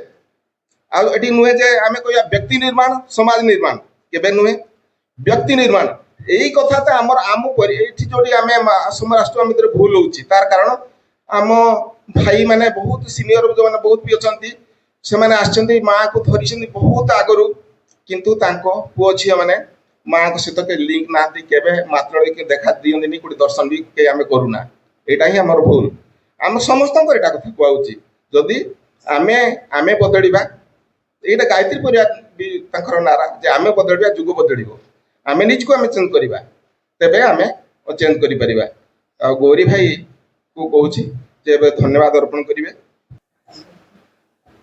ମୋ ପାର୍ଟିରେ କିଛି ଭାଷା ନାହିଁ ଯାହା ଆପଣମାନଙ୍କୁ ଏତେ ସଂଖ୍ୟାରେ ଆସିକି ମାଙ୍କର କାର୍ଯ୍ୟରେ ଯୋଗ ଦେଇଛନ୍ତି। ବହୁତ କୃତଜ୍ଞତା ମାଙ୍କ ପାଖରେ ଆଉ ଆପଣମାନଙ୍କ ପାଖରେ ବହୁତ ଧନ୍ୟବାଦ ଦଉଛି। ଆଉ ଅସଲ କାର୍ଯ୍ୟ ଆମେ କିପରି ନିଜକୁ ଭଗବାନରେ ପରିଣତ କରିବା, ସେଇ ଯୋଉ ସୁପ୍ରାମେଣ୍ଟାଲ ରିଭଲ୍ୟୁସନ ଶ୍ରୀ ଅରବିନ୍ଦ କହିଛନ୍ତି, which is a silent revolution. Silently ଆମକୁ କରିବାକୁ ପଡିବ। କୋଉଠି ଆମେ ବାହାରେ ପ୍ରଚାର କରିବାର କିଛି ନାହିଁ, ଆମ ଭିତରେ ନିଜେ କେମିତି ପରିବର୍ତ୍ତନ ହବା, ଏଇଟା ସମସ୍ତଙ୍କୁ କୁହାହଉଛି। କେବଳ ମା ଶ୍ରୀମନ୍ଦିରଙ୍କ ଡିଭୋଟି ବୋଲି ଆପଣ ଭାବିବେନି ଯେ ମୋ ମାଙ୍କୁ ଧରିନି, ମୋ ମାଙ୍କୁ ଜାଣିନି, ସେଥିରେ କିଛି ନାହିଁ। ଆମେ ସମସ୍ତେ ସେଇ ପରମାତ୍ମା ଠାରୁ ଆସିଛନ୍ତି, ଆମ ଭିତରେ ହିଁ ଭଗବାନ ଅଛନ୍ତି, ଆତ୍ମା ହିଁ ଅଛନ୍ତି। ତେଣୁ ବର୍ତ୍ତମାନର ସମୟ ଆସିଛି ଭଗବାନଙ୍କୁ ଆମେ ଆମର ସାରଥୀ ଭାବରେ ବାଛିବା। ସିଏ ଆମକୁ ଆମର ଜୀବନକୁ ପରିଚାଳନା କରିବେ। ବର୍ତ୍ତମାନ କଣ ହଉଛି ନା, ଅହଙ୍କାର ମନ ପ୍ରାଣ ଶରୀର ଯୋଗୁଁ ସେ ଅହଙ୍କାର ହିଁ ଆମକୁ ପରିଚାଳନା କରୁଛି ଏବଂ ଭଗବାନ ଭିତରେ ରହିଯାଉଛନ୍ତି, ଭଦ୍ରଲୋକ ହିସାବରେ ଅଛନ୍ତି। କିନ୍ତୁ ଏବେ ଯୋଉ ସମୟ ଆସିଛି, ଅତିମାନସ ଚେତନା ଅବତରଣ କରିଛି ଏବଂ ଯୋଉ ଅତିମାନବ ସୃଷ୍ଟି ହେବେ, ସେ ଆମ ଭିତରୁ ମାନଙ୍କୁ ହିଁ ସୃଷ୍ଟି ହେବେ। ତେଣୁ ଆମେ ତାର କଣ ପାଇଁ ଆମେ ଉପଯୋଗ ନ କରିବା, ବା ଆମେ ତାର କିଛି ଲାଭ ନ ନେବା, ବା ଅପରଚୁନିଟି ଆମେ କାହିଁକି ହରେଇବା? ତେଣୁ ଭାଇ ଯୋଉ କଥା କହିଲେ, ତାର ସାରାଂଶ ହଉଛି ଆମେ ମାଙ୍କୁ ଧରିଲେ ହିଁ ରୂପାନ୍ତରିତ ହେଇପାରିବା। ଆମ ନିଜ ଚେଷ୍ଟାରେ ହେଇପାରିବା ନାହିଁ, କେହି ହେଇନାହାନ୍ତି। ଯେତେ ମନି ଋଷି କୁହନ୍ତୁ, ମହାପୁରୁଷ କୁହନ୍ତୁ, ଆପଣ ପଢି ଦିଅନ୍ତୁ, ସବୁ କୋଉଠି ଆପଣ ପାଇବେ ନାହିଁ। ଏବଂ ଏ ଜିନିଷ, ଏଇ ଯୋଗଟା ଯୋଉ ଅତିମାନସ ଯୋଗ, ଏଇଟା ମାଙ୍କ ଦ୍ଵାରା ହିଁ ସମ୍ଭବ ହେବ। କାହିଁକି ନା ସେଇ ଶକ୍ତିର ଅଧିକାରୀ ସିଏ। ଆମେ ଯେକୌଣସି ଦେବାଦେବୀକି ପୂଜା କରିବା, ଆମେ ତାକୁ ପ୍ରାପ୍ତ କରୁଛନ୍ତି, ତାଙ୍କର ଐଶ୍ୱର୍ଯ୍ୟ ପାଉଛନ୍ତି, ତାଙ୍କର ଆମର ଯାହା କିଛି ମାନସିକତା ପୂର୍ଣ୍ଣ ହଉଛି, ସିଏ ଗୋଟେ ଅଲଗା ଚାପ୍ଟର। ସେଟା ମଣିଷ ହିସାବରେ ଆମେ ଚାହୁଁଛନ୍ତି। ବର୍ତ୍ତମାନ ଦେବତା ହେବାକୁ ହେଲେ, ଦେବତାର ଉର୍ଦ୍ଧ୍ୱ, ଦେବତାଟା ମୁଁ ଭୁଲ କରିଦେଲି, କାହିଁକିନା ସେମାନେ ଅଧିମାନସ ସ୍ତରର, ଆମେ ଅତିମାନସ ସ୍ତରରେ ଯୋଉ ଅଛନ୍ତି, ଅତିମାନବ ଚେତନା ଯୋଉ ଅଛି, ଅତିମାନସ ଚେତନା, ତାକୁ କେବଳ ଭଗବାନ ଆଣିକି ଆମ ପାଖରେ ରଖି ସାରିଲେଣି। ହୋଟେଲରେ ଖାଇବାକୁ ଦିଆଗଲାଣି ଟେବୁଲରେ, ଆମେ ଯଦି ନ ଖାଇବା ତାକୁ, ଆମେ ସେଠି ମୁହଁ ମୋଡ଼ି ଦବା ବା ଆମେ ସେଥିରେ କିଛି ଭାଗ ନ ନେବା, ତାହେଲେ ମା କଣ କରିପାରିବେ? ପୃଥିବୀ କଣ କରିପାରିବ? ପୃଥିବୀର ଚେତନାଟା ହଉଛି ଆମ ଚେତନାକୁ ନେଇକି ପୃଥିବୀ ଚେତନା। आमे जदि भल मनीष हवा आमे जदि दिव्य मनीष भल मनीष तो आम भितर अछंती खराब मनीष अछंती किंतु दिव्यता को रूपांतरित हवा ता माने कोन ता माने होती भगवान को पाखरे टोटली आमे समर्पण कर देबा जहा द्वारा कि से हमर जीवन दायित्व से नै जिवे हमको और किसी भाइबल पड़ो नहीं ये घर भांगी गला कि आज खाइबा को नहीं किसी ना माइंड टोटली साइलेंट हो तार कार्य सरी जाई अहंकार रो तार हो जे शासन सरी जाई आउ वर्तमान से किछि करि परिबो नहीं आपण न चाहिले भी आपण को ए जो हमरो नेचर सुपर नेचर को कंट्रोल करिवो चिंता करंतु मु कोन कहूची टिके ता भीतर को जान नेचर को सुपर नेचर कंट्रोल करिवो मनीष को भगवान कंट्रोल करिवे सेटा आपण न चाहिले कोन हो जानथिबे जा मो इच्छा रे मु जहा करि परिबे मनुष्य हिसाब रे जहा करि आछि आज पर्यंत किंतु वर्तमान समय होची अलगा आसी गला ताको आपण जदी आपण नेबे आपण वर्तमान से बड़ बड़ टीवी की धर के बसिबे आपण मोबाइल रे तो सब देख सेले मोबाइल पर आउ कोन पेन भितरे आपण देखिबे सारा विश्व का तापरे मा कहउछन जे तार आवश्यकता पड़े तू खाली भीतर को जीवु सब देखिबु भितरे आत्मा भितरे आत्म ज्ञान आत्म चेतना ये सब जिंस कहै छै हमें ताको अवॉइड कर दू हमें भाबछन जे हमें बहुत जिंस जानि गले आत्मा को जान लेनी की कहीं कहि परिबे के ठीक माने क्वेश्चन मु आत्मा सहित संपर्कित हेले कि बाय जोडा साइकिक थिंग कर कहले अछन ए ना मा कहउछन जे कोटिए भितरे में कोटिए लोक मुहूर्तर पई मध्य से तार संस्पर्श रे आसी नाही ताले जेतबेले से चार्ज नबो हमर माने टोटल हमर जीवन रो चार्ज नबो ताले से हो जे हमको हमर चैत्य पुरुष को बाहर पणियो पड़िबो से ही हमर आत्मा आ शरीर एक ही जीवे चिंता करूँ तो बहुत किसी ये तत्व जिनस आम गोटे साधारण भाव में हाँ जहाँ है ए देखा ये करवा से करवा रोग है तो डाक्तर अच्छा पैसा अच्छे जीवा ट्रिटमेंट ना तार कारण टा बुझा पड़े ना सब से रोग आसो अन्य गोटे रोग रोगर कारण कौन माँ कहते तुम जान भय ही तार कारण आ कि तेणु ये सब जिन न जाना पर्यंत आम से रोग पड़ुवा पुणी से मृत्यु आसो पुणी जन्म होगा जदि ताको आपण भल लागुची ताले आपण दिव्यमान होबार आवश्यकता नहीं आपण जदि प्रकृतर अंतर भीतर आपणकर आवश्यकता अछि आपण खाइबा को आवश्यकता खाइबा को आपण मागतो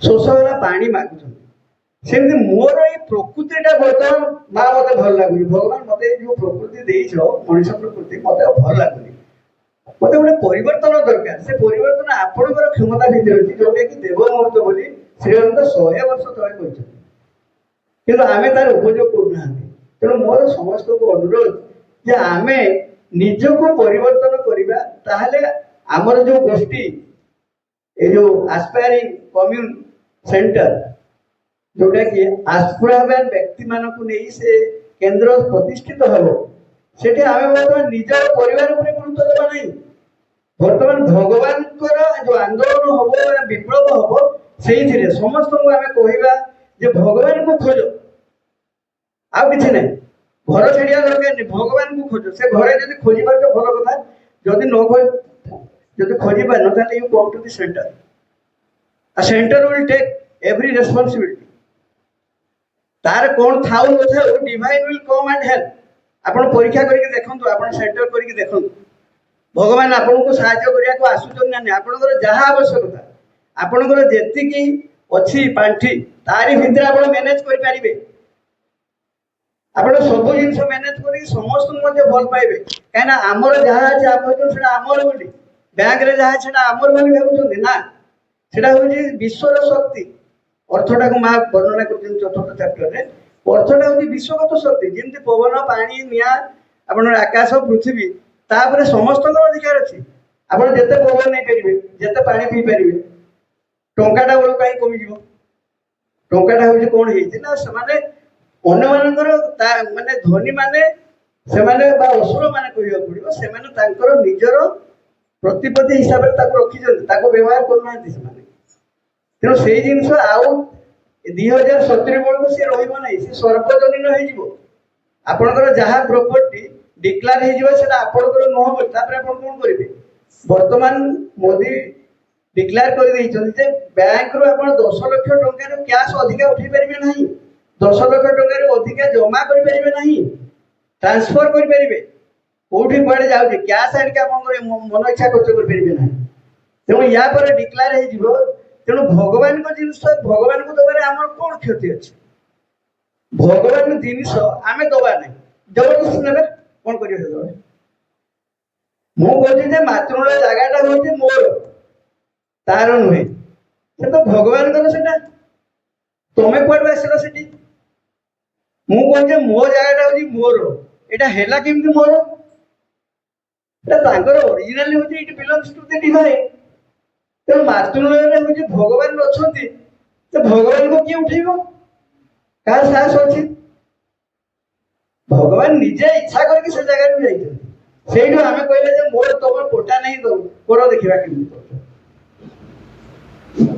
नियम बदल जीव प्रकृतिर नियम बदल जीव केतବେଳେ भगवान इच्छा करिवे से सर्व इच्छा हमर से होची माने हमर अंतर इच्छा को से जानती आमे तो तनो भक्ति करिबा श्रद्धा करिबा ताले निश्चित भाबरे से होची हमको मध्य भर पाइबे तेणु मोर कहवा कथा आमे सब माने अठी अछंती समस्त को भल पाइबा प्रथम कथा मागर गोटे बाणी अछि से जो बाणी रे लिखिछन जे good will for all and good will from all समस्त को आमे भल पाइबा कोन पैसा पड़ुछि कि 5 पैसा कि 10 टका पड़ुछि कि जे देले मु ताको भल पाइबी मो अंतर रे भल पाइले कोन असुविधा अछि मो भीतर मु समस्त को स्थान देबी कोन असुविधा अछि मोर जहा अछि मु समस्त को बांटीबी कोन असुविधा सेतिर अछि भगवान तो होचे तांकर असलती अछि भगवान तो निजे खणी आमे एतकी टंका दे देले कोन सरी जाउछि आमे जदि भगवान सहित जोड़ी हे जिबा ताले समस्त शक्ति समस्त ज्ञान समस्त आलोक समस्त ऐश्वर्य समस्त धनर तो अधिकारी हे जिबा आपण भाबंतु एतकी मा कहले सब जिनिस तुम कल्पना रे आनो एवं भावना रे ताको रखो तुम कोन होउछि परिवर्तन तापर जानि परिबो आमे गोटे कोन नैरो माइंडेड भितरे उपमंड कहि कि रहि जाउछथि सेति में मोर तोर छाडी के आमे बर्तमान बाहर बोली सब करबा तो आपण मान को बहुत धन्यवाद जे आपण माने आसी कि कार्यक्रम रे भाग नेले आउ या परे प्रशासन करके जिबे धन्यवाद आ दोनों भाई को मो बहुत बहुत कृतज्ञता जनाउछि धन्यवाद जनाउछि भूली जाय कथा ये रे आ आपण केते कष्ट करके आसिले गोटे कहानी आज जो भाई आसिले सेटा गोटे कहानी सेटा केतेबेले आमे आलोचना करिबे माने केमती मा ताको पुणी अरेंजमेंट करके एठी पठेई देले आज असुविधा सत्य मध्य केते असुविधा थिला ताका पठेई दै जते तेणु ताको जहाँ शुणिले सेटा जो अनुभव रे जिनस आमे भगवान को चिंता करके केबे भी पाई परिबा नाही केवल अनुभव ही पाइबा हमरो एक्सपीरियंस रे पाइबा तेणु से जिनस जानिबा एवं अंतर रे सब बेले आमे प्रवेश करिया को चेष्टा करिबा ए मन को शांत नीरव करके हम अंतर भितर जो सत्ता रही आत्मा रही चैत्य सत्ता रही तांको सहित युक्त होबा है प्रथम काम तापर से हमको दिग्दर्शन देबे बाट देखेबे तू कुआड को जीवु तो पैसा पत्र तू कोठी खर्च करबो तोर पुओ मान को तू किभଳି भाबरे व्यवहार करिवु तोर गुरुजन मान को केमति व्यवहार करिवु हमर चेतना सेई जो भितरु जो चैत्य सत्ता अछंती से किए चेतनार सी होची सेटु गठन होइछथि से तेणु आमे तांको धरिले आमर मध्य रूप सेही गठन करिवे ए चैत्य सत्ता ही अति मानव आपण भावत नै जे कोन बा पेटु आसी से लोक हे जीवो आमर आमे ही होबा आमर आस्पुरा बलरे आ माकर कृपा बलले आमे ही अति मानव होबा धन्यवाद आ आपण माने आरोधर आसीबे